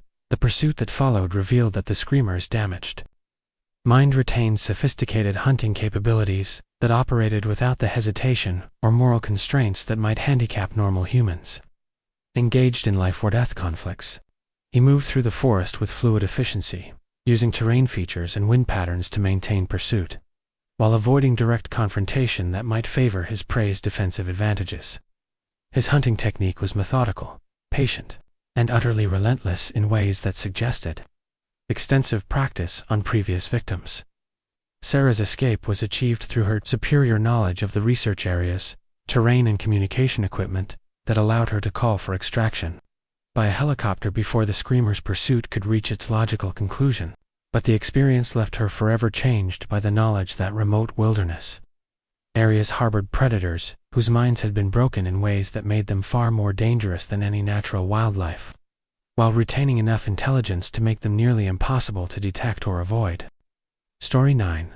The Screamer. Dr. Sarah Williams had been conducting wildlife research in the remote Appalachian wilderness for over a decade, but her expertise in animal behavior psychology couldn't have prepared her for the encounter that would forever change her understanding of what happens when human minds break completely while retaining enough intelligence to remain deadly.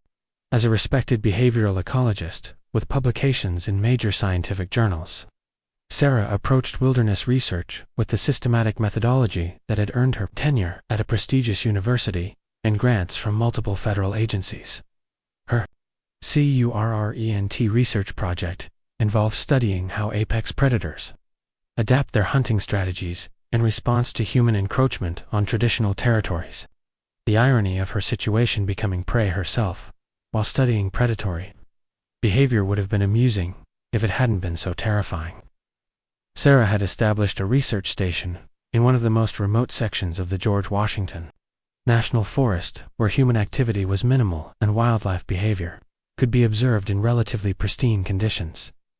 The research station consisted of a reinforced observation blind equipped with sophisticated recording equipment, motion-activated cameras, and communication gear that allowed her to maintain contact with her university colleagues while remaining completely isolated from human interference that might alter animal behavior patterns.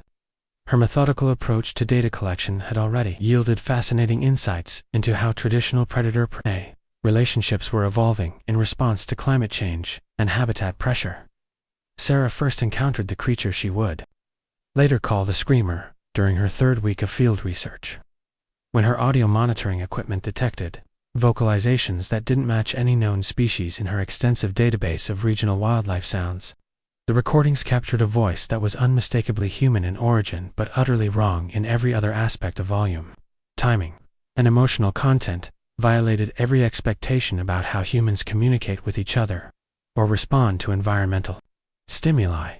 The voice belonged to something that had once been human but had undergone psychological deterioration so complete that only fragments of human communication ability remained. What made the Screamer truly terrifying wasn't madness or rage. It was the methodical persistence of someone whose brain had been rewired by trauma, isolation, or chemical damage into a single-minded focus on territorial defense and prey evaluation that operated without normal human emotional or social constraints. "Where are you going? Where are you going?" The question erupted from the forest with volume that seemed designed to be heard across miles of wilderness, delivered in the same booming tone regardless of the speaker's distance from his target. Sarah's audio equipment registered decibel levels that should have been impossible for normal human vocal cords to produce, suggesting either anatomical changes from years of such vocalizations or psychological conditions that allowed access to normally unconscious physical capabilities. Screamer's communication pattern revealed brain damage or psychological deterioration that had reduced his cognitive abilities to basic territorial and predatory functions, while leaving his physical capabilities intact and potentially enhanced. His repetitive questioning wasn't curiosity about Sarah's destination, it was territorial challenge behavior, designed to establish dominance and assess whether she represented a threat worth eliminating or prey worth pursuing through his claimed hunting grounds. Sarah's first direct encounter with the Screamer occurred when she was conducting routine equipment maintenance at a monitoring station positioned near a game trail that showed heavy wildlife activity. The creature approached through dense underbrush with movements that were simultaneously human and fundamentally wrong to fluid, to quiet, and to focused for someone whose vocal patterns suggested severe cognitive impairment. The disconnect between his obvious physical capabilities and his apparently damaged mental state created a sense of wrongness that triggered every alarm instinct Sarah's research had developed. When the Screamer emerged from the forest and locked eyes with Sarah from a distance of perhaps 30 feet, she found herself looking at something that challenged every assumption she had made about human psychology and the relationship between mental capacity and physical threat. His appearance was exactly what she might have expected from someone living wild for years. Matted hair, sun-darkened skin, minimal clothing fashioned from natural materials. But his eyes held an intelligence that was completely predatory and utterly focused on evaluating her as potential prey. "Where are you going? Where are you going?" The question exploded from his throat with volume that seemed to reverberate through the forest canopy, delivered with aggressive eye contact that never wavered, and body language that suggested barely controlled violence. Sarah's training in animal behavior psychology allowed her to recognize dominance, display behavior. But this was dominance assertion by something that retained human intelligence while operating according to rules that no longer included normal social constraints. The Screamer's inability to modulate his voice or recognize personal space created an atmosphere of barely controlled violence that could escalate without warning. Sarah realized she was looking at someone whose brain had been rewired by circumstances she could only imagine, leaving him capable of basic communication but completely unable to engage in normal human social interaction. His repetitive questioning represented the limits of his cognitive abilities, but those limits still included enough intelligence to make him extremely dangerous. What made the encounter truly terrifying was the screamer's patient evaluation process. He didn't approach closer or make any overtly threatening moves. He simply maintained his aggressive questioning while studying Sarah's responses with the clinical detachment of a predator, determining whether potential prey was worth the energy required for pursuit. His damaged mind had retained enough tactical thinking to understand that evaluation preceded action. But his evaluation criteria were based on predatory rather than social considerations. Sarah's background in animal psychology allowed her to recognize that she was witnessing the result of complete psychological breakdown that had left the screamer operating according to territorial and predatory instincts while retaining human intelligence and physical capabilities. He had become something that was no longer human in any meaningful sense, but remained far more dangerous than any natural predator, because his intelligence could be applied to hunting and killing with methodical precision. The screamer's territorial behavior suggested that he viewed the entire research area as his hunting ground, with Sarah's presence representing either a threat to be eliminated or prey to be evaluated for future hunting. His repetitive questioning served the same function as a mountain lion's territorial scream, warning other predators away from claimed territory, while assessing the threat level represented by intruders who refused to retreat when challenged. During subsequent encounters over the following weeks, Sarah documented behavior patterns that revealed the screamer's psychological deterioration had followed predictable pathways that left him capable of basic territorial defense while eliminating his ability to engage in complex social reasoning. He would appear at irregular intervals, always approaching from downwind positions that suggested retained tactical thinking, and always delivering his territorial challenge with the same explosive volume and aggressive eye contact. The screamer's persistence was as threatening as his obvious physical capabilities and territorial aggression. He would maintain his challenging behavior for extended periods, testing Sarah's responses and gathering intelligence about her defensive capabilities with the patience of someone whose damaged mind had reduced complex social interaction to simple predator-prey evaluation. His brain might have been broken, but it remained capable of systematic intelligence gathering and tactical assessment. Sarah's research revealed that the screamer represented the end stage of psychological deterioration that could occur when humans lived in complete isolation under extreme stress for extended periods. His cognitive abilities had been reduced to basic survival functions, but those functions operated with single-minded focus and methodical precision that made him far more dangerous than someone whose mind had broken completely. He retained enough intelligence to be an effective predator while having lost all moral constraints that might prevent him from acting on predatory impulses. The most disturbing aspect of Sarah's encounters with the screamer was her gradual realization that his condition might not be unique. Her audio monitoring equipment detected similar vocalizations from other locations throughout the research area, suggesting that multiple individuals had undergone similar psychological deterioration and were operating as territorial predators throughout the remote wilderness areas where her research was being conducted. The implications of Mitchell's encounter were striking. If organized groups with military-level capabilities were operating in remote wilderness areas with systematic human hunting as their primary activity, then America's national forests and wilderness areas contained threats that exceeded those found in most foreign combat zones.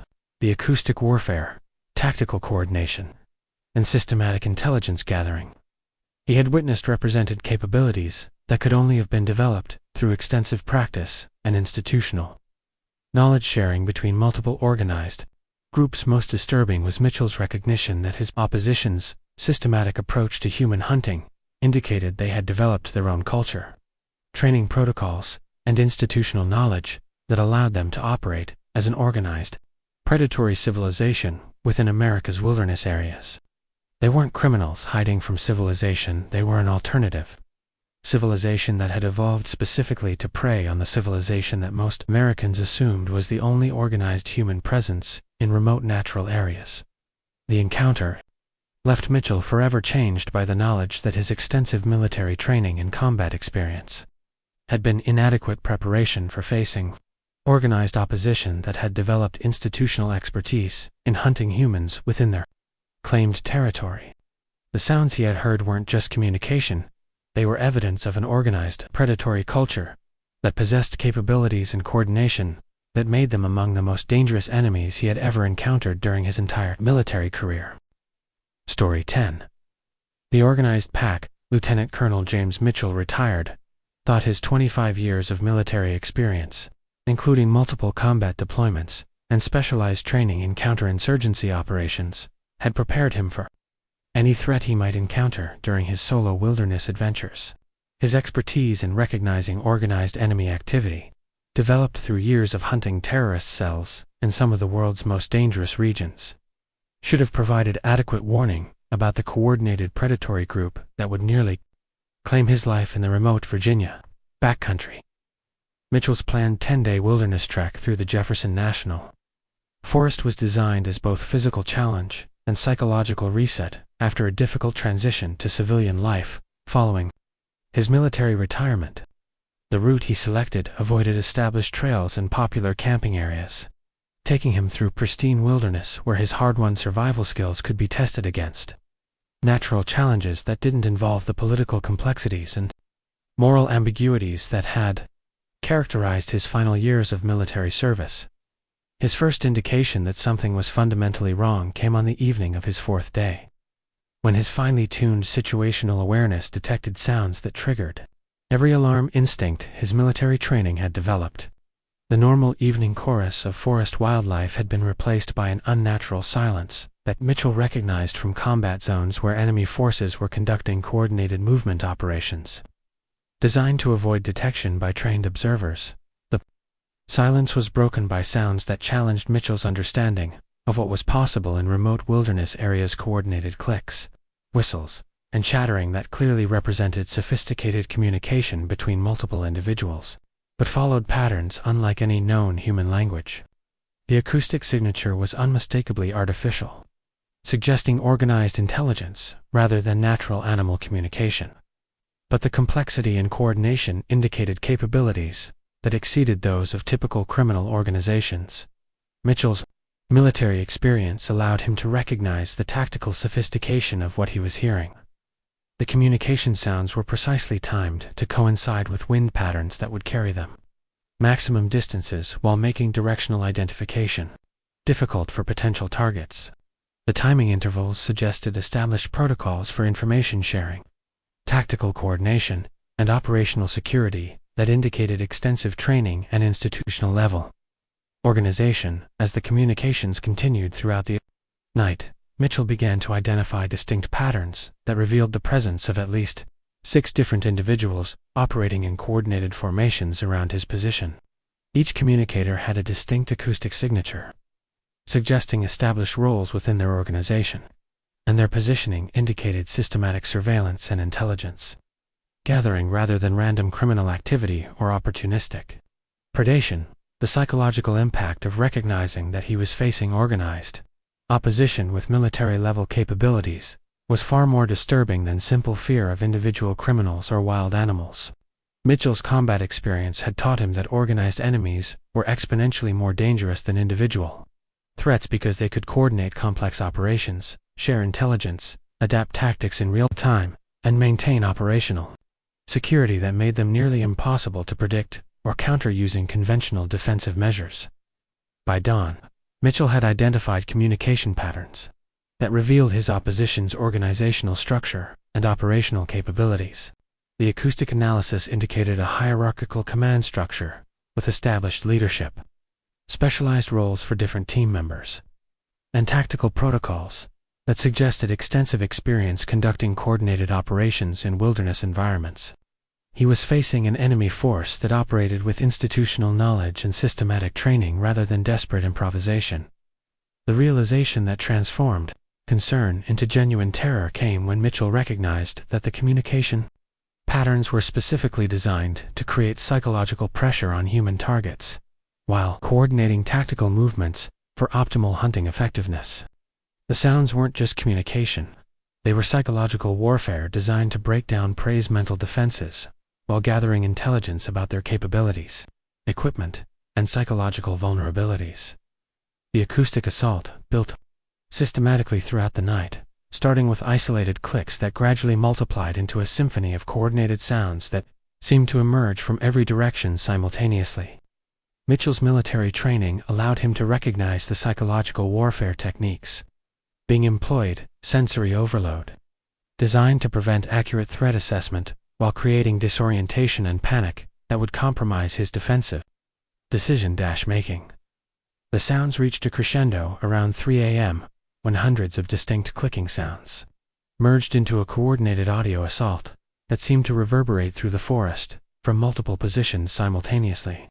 Mitchell's combat experience had exposed him to various psychological warfare techniques, but nothing had prepared him for the systematic application of acoustic terror designed specifically to break down human psychological defenses while maintaining operational security for the attackers. The psychological impact was carefully calculated to exploit human evolutionary psychology and survival instincts in ways that would compromise rational decision-making while increasing vulnerability to coordinated attack. The sounds triggered ancient fear responses related to being surrounded by predators while preventing accurate assessment of actual threat numbers or positions, exactly the kind of sophisticated psychological manipulation that required extensive study of human behavior and systematic refinement through practical application. Mitchell's analysis of the communication patterns revealed tactical sophistication that indicated his opposition had developed their own military doctrine specifically designed for hunting humans in wilderness environments. Their coordination protocols, operational security measures, and psychological warfare techniques represented institutional knowledge that could only have been developed through extensive experience and systematic refinement of hunting methodologies. The most disturbing aspect of Mitchell's analysis was his recognition that the acoustic patterns indicated not just coordination, but active intelligence, sharing about his specific capabilities, equipment, and psychological profile.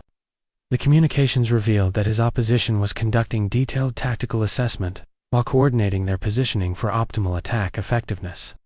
They were treating him as a specific target, rather than random prey.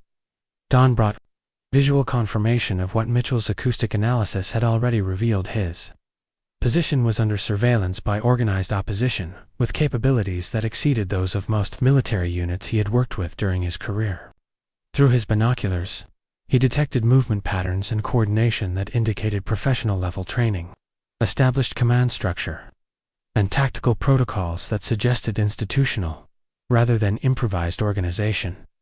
The surveillance team's positioning and movement patterns revealed intimate knowledge of local terrain, prevailing wind directions, optimal sightlines, and defensive positioning that could only have been acquired through extensive experience operating in this specific area. Mitchell was facing opposition that had turned these mountains into their operational base and had developed tactical expertise specifically adapted to hunting humans in this environment. Mitchell's military experience allowed him to recognize that his opposition represented an evolutionary development in organized criminal activity. They had progressed beyond simple crime into systematic predation with capabilities that rivaled those of professional military units. Their coordination, training, and tactical sophistication indicated that they had developed their own institutional culture, centered around hunting humans with methodical precision and professional expertise. The tactical assessment that saved Mitchell's life came when he recognized that his opposition's capabilities exceeded his own. Despite his extensive military training and combat experience, they possessed superior numbers, terrain knowledge, coordination, and most importantly, extensive experience hunting humans in this specific environment while he was operating alone in unfamiliar territory against opposition whose capabilities he had seriously underestimated. Mitchell's escape was achieved through immediate tactical withdrawal using evasion techniques developed during his military career, but the experience revealed that remote wilderness areas harbored organized predatory groups with capabilities that exceeded those of most professional military units. His encounter had exposed him to an alternative civilization that operated parallel to normal human society, while possessing institutional knowledge, training, and coordination that made them capable of systematic human predation on a scale that challenged every assumption about wilderness safety. The psychological warfare aspect of the attack was as carefully calculated as its physical execution. The predator had demonstrated that Rebecca's professional skills and humanitarian instincts could be turned against her by someone who understood her psychological profile well enough to create perfect simulations of medical emergencies that would trigger her professional response patterns while eliminating her defensive awareness. Rebecca's encounter revealed that the Appalachian wild men had evolved beyond simple criminal predation into sophisticated psychological warfare that exploited the most fundamental aspects of human civilization: the instinct to help those in need, regardless of personal risk. They had weaponized empathy with the same methodical precision that military organizations use to weaponize traditional combat techniques, creating hunting strategies that turned human virtues into vulnerabilities that could be exploited with devastating effectiveness. The experience left Rebecca forever changed by the knowledge that her medical training and humanitarian instincts made her particularly vulnerable to predators who had spent years studying civilized behavior specifically to exploit it. The wild men weren't just dangerous because of their physical capabilities. They were dangerous because they understood human psychology well enough to turn civilization's greatest strengths into tactical weaknesses that could be exploited by anyone who had abandoned moral constraints while retaining sophisticated understanding of human behavior patterns. Story 11. The Deception. Dr. Rebecca Martinez had spent 15 years as an emergency room physician in downtown Baltimore, thinking she had seen every form of human deception, manipulation, and predatory behavior that existed. Her medical training had exposed her to drug addicts who would fabricate elaborate symptoms to obtain narcotics, criminals who would fake injuries to escape custody, and psychopaths who could mimic genuine distress with Academy Award-level performance skills. But nothing in her extensive experience with human deception had prepared her for the encounter that would reveal how thoroughly human compassion could be weaponized by predators who had studied civilized behavior specifically to exploit it. Rebecca's annual solo hiking trip through the remote sections of Shenandoah National Park represented her one opportunity each year to escape the constant stress and human suffering that defined her professional life. As someone who spent 12-hour shifts dealing with gunshot wounds, overdoses, and domestic violence victims, she craved the profound silence and natural beauty that only existed far from civilization's endless capacity for violence and self-destruction. Her planned 5-day trek along unmarked wilderness trails was designed to take her through terrain so remote that human encounters would be virtually impossible, allowing her to experience the kind of profound solitude that had become increasingly rare in an overpopulated world. Rebecca's medical training had given her advanced first aid capabilities and systematic problem-solving skills that made her confident about handling any emergency situations that might arise during solo wilderness travel.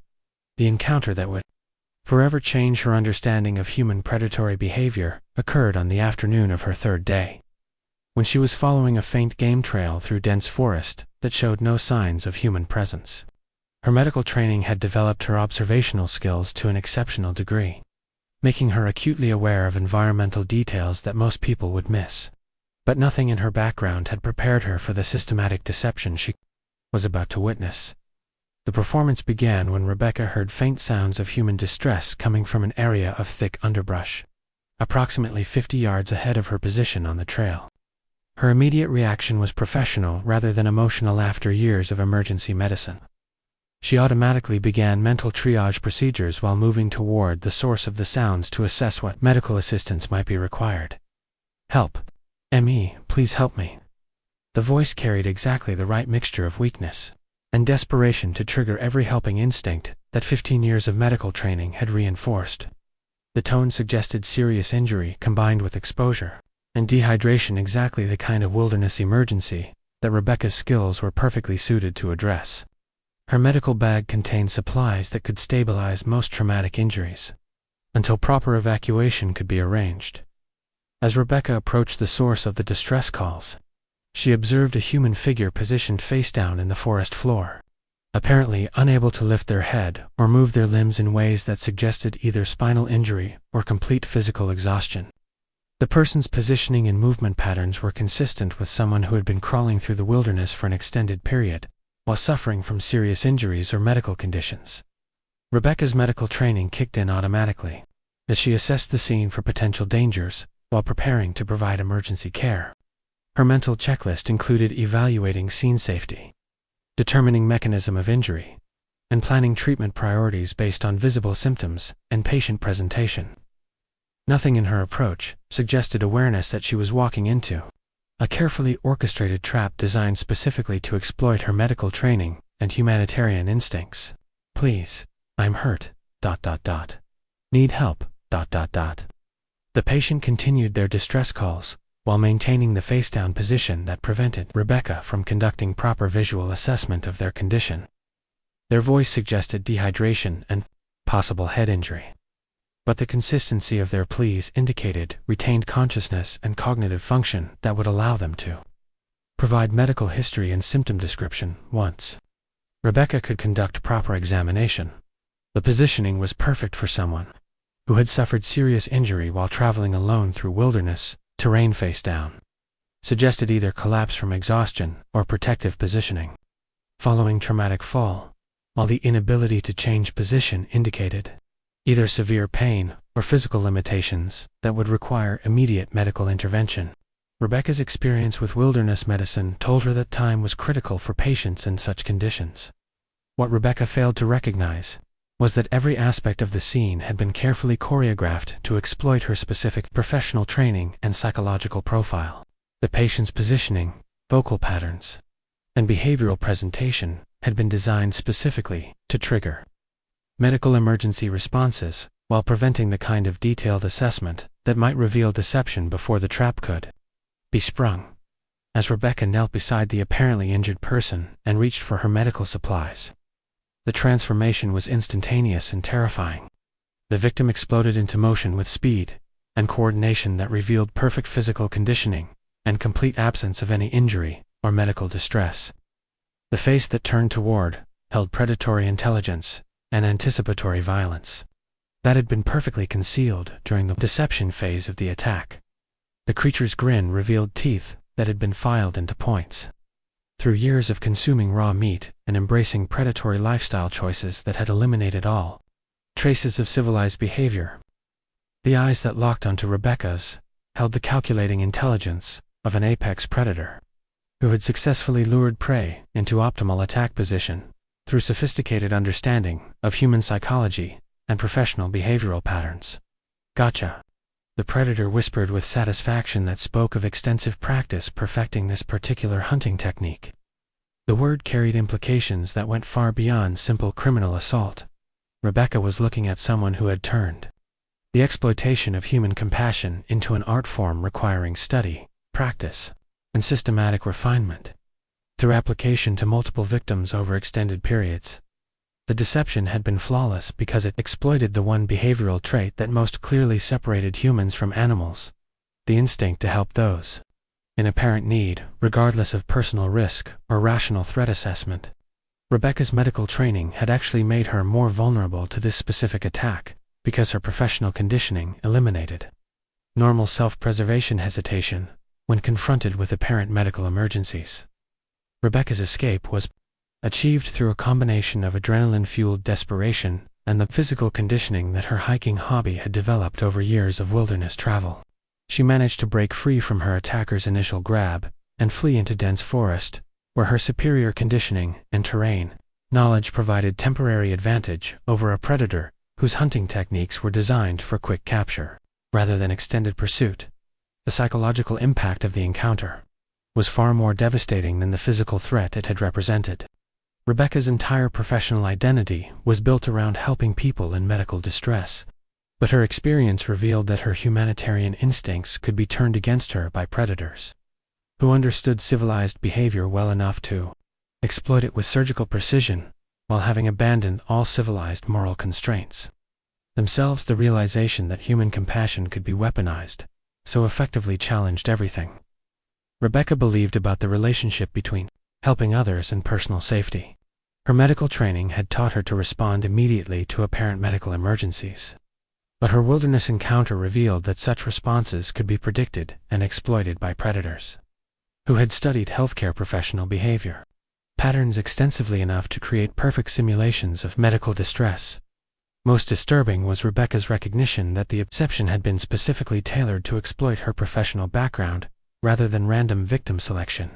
The patient's presentation had included details that would be particularly compelling to someone with medical training, consistent symptoms, appropriate positioning, and behavioral patterns that matched legitimate medical emergencies closely, enough to bypass professional skepticism until the trap could be sprung. The incident was reported to park authorities, but Rebecca's detailed description of obviously sophisticated psychological manipulation was dismissed as misinterpretation under stressful conditions, despite her professional medical background and extensive experience with human deception in clinical settings. The systematic efforts to suppress information about such incidents suggested that organized predatory groups operating within park boundaries were employing deception techniques sophisticated enough to challenge law enforcement's ability to investigate or prevent them. Story 12. The recent hunt technology specialist Michael Chen thought his extensive experience with cutting-edge surveillance equipment and digital communication systems would provide adequate security during his wilderness photography expedition in the remote Blue Ridge Mountains. As a contractor who had worked with federal agencies on classified surveillance projects, Michael understood the capabilities and limitations of modern technology better than most people, making him confident that his sophisticated equipment would provide early warning of any potential threats while documenting wildlife behavior in areas rarely visited by humans. Michael's photography expedition was designed to capture images of wildlife behavior in pristine wilderness environments using equipment that represented the latest advances in remote monitoring and digital photography. His gear included motion-active cameras with infrared capability, GPS tracking devices with satellite communication features, and digital equipment that could operate autonomously for weeks while transmitting data to secure servers that monitored his activities and location. The sophistication of Michael's technology should have provided comprehensive security coverage that would detect and document any unusual activity in his area while maintaining constant communication with support personnel who could coordinate emergency response if needed. His equipment represented the kind of advanced capability that federal agencies used for monitoring international borders and tracking dangerous individuals in remote areas where traditional law enforcement methods were ineffective. Michael's first indication that his technology was being systematically compromised came when his motion-activated cameras began detecting coordinated movement patterns that demonstrated sophisticated understanding of modern surveillance equipment and tactical knowledge that exceeded the capabilities of typical wilderness criminals. The digital recordings showed individuals who moved with obvious awareness of camera placement, optimal positioning to avoid facial identification, and timing that indicated detailed knowledge of equipment capabilities and operational limitations.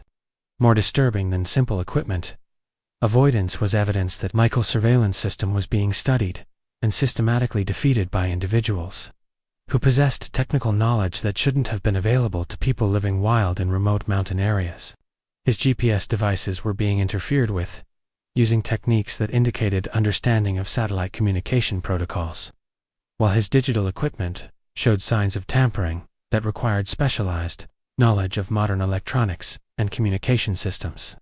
The realization that transformed professional concern into genuine terror came when Michael recognized that his opposition possessed capabilities that exceeded those of most federal law enforcement agencies he had worked with during his career. They weren't simply avoiding his surveillance equipment. They were conducting counter-surveillance operations that demonstrated institutional knowledge of modern technology and systematic training in electronic warfare techniques that indicated organized rather than individual capabilities. Michael's analysis of his compromised equipment revealed that his opposition had conducted detailed technical assessment of his surveillance capabilities while developing countermeasures that indicated access to sophisticated electronic equipment and training that shouldn't have been available to individuals living wild in remote wilderness areas. They possessed technical expertise that rivaled his own, while operating in an environment where such capabilities should have been impossible to develop or maintain. The psychological impact of recognizing that his cutting-edge technology was being systematically defeated by individuals who possessed superior technical capabilities was far more disturbing than simple equipment failure or criminal interference. Michael was facing opposition that had evolved beyond traditional criminal limitations into something that possessed institutional knowledge and resources that challenged every assumption about what was possible in remote wilderness environments. During the second week of his expedition, Michael detected coordinated surveillance of his position. Using techniques that indicated his opposition possessed their own sophisticated monitoring equipment and communication systems. They were conducting professional-level intelligence-gathering operations while maintaining operational security that prevented him from accurately assessing their numbers, capabilities, or intentions despite his advanced surveillance technology and professional training.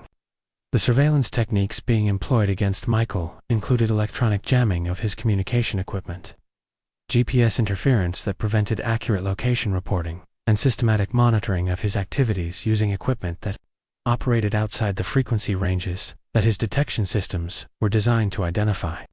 His opposition possessed electronic warfare capabilities that indicated institutional rather than improvised technical knowledge. Most disturbing was Michael's recognition that his opposition was adapting their tactics in real time based on their assessment of his specific equipment and capabilities. They demonstrated understanding of his surveillance systems, communication protocols, and emergency procedures that indicated extensive study of modern technology and systematic preparation for encountering targets who possessed advanced technical capabilities rather than simple criminal opportunism.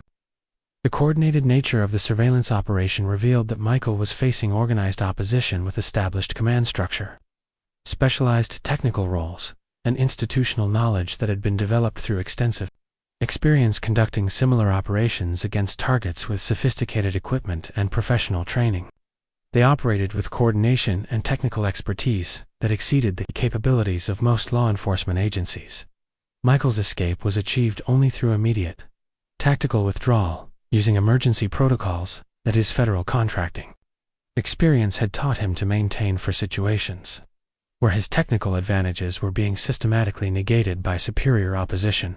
But the experience revealed that remote wilderness areas harbored organized groups with technical capabilities that exceeded those available to most government agencies and systematic knowledge of modern surveillance technology that indicated institutional rather than individual expertise. The implications of Michael's encounter were staggering. If organized groups in remote wilderness areas possessed electronic warfare capabilities and technical knowledge that exceeded federal law enforcement standards, then they represented a level of organized threat that challenged every assumption about wilderness safety and the types of opposition that might exist in areas marketed as safe recreational destinations. Most disturbing was Michael's recognition that his opposition's technical capabilities indicated they had evolved beyond simple criminal activity into something that possessed institutional resources, training, and coordination that rivaled those of federal agencies, while operating completely outside the legal and regulatory framework that constrained official law enforcement activities. They represented an alternative civilization with capabilities that exceeded those of the civilization that most Americans assumed was the only organized presence in remote wilderness areas. The encounter left Michael forever changed by the knowledge that his extensive technical expertise and cutting-edge surveillance equipment had been inadequate preparation for facing organized opposition that possessed superior technical capabilities and institutional knowledge that exceeded his own, despite his federal contracting experience and access to classified technology systems. The experience revealed that the Appalachian Wild Men had evolved far beyond the primitive predators that earlier encounters had documented. They now possessed technical capabilities and electronic warfare expertise that made them capable of defeating the most advanced surveillance and communication systems available to federal agencies. They had adapted to modern technology with the same systematic precision they had applied to traditional hunting techniques, creating capabilities that made them among the most sophisticated and dangerous organized groups operating anywhere in North America. Michael's encounter represented evidence that the wild men were not static primitives hiding from civilization, but an evolving predatory culture that was systematically adapting to technological advances, while maintaining their core focus on hunting humans with ever-increasing sophistication and effectiveness. They had become something that exceeded the capabilities of both traditional criminals and most official law enforcement agencies, while operating in an environment where their existence could be systematically denied or suppressed by authorities, who either couldn't or wouldn't acknowledge the true scope of the threat they represented. The recent nature of Michael's encounter proved that the wild men remained active, were continuing to evolve their capabilities, and represented an ongoing threat that was becoming more sophisticated and dangerous with each passing year as they adapted their hunting techniques to defeat modern technology, while maintaining their systematic focus on human predation as their primary organizational purpose.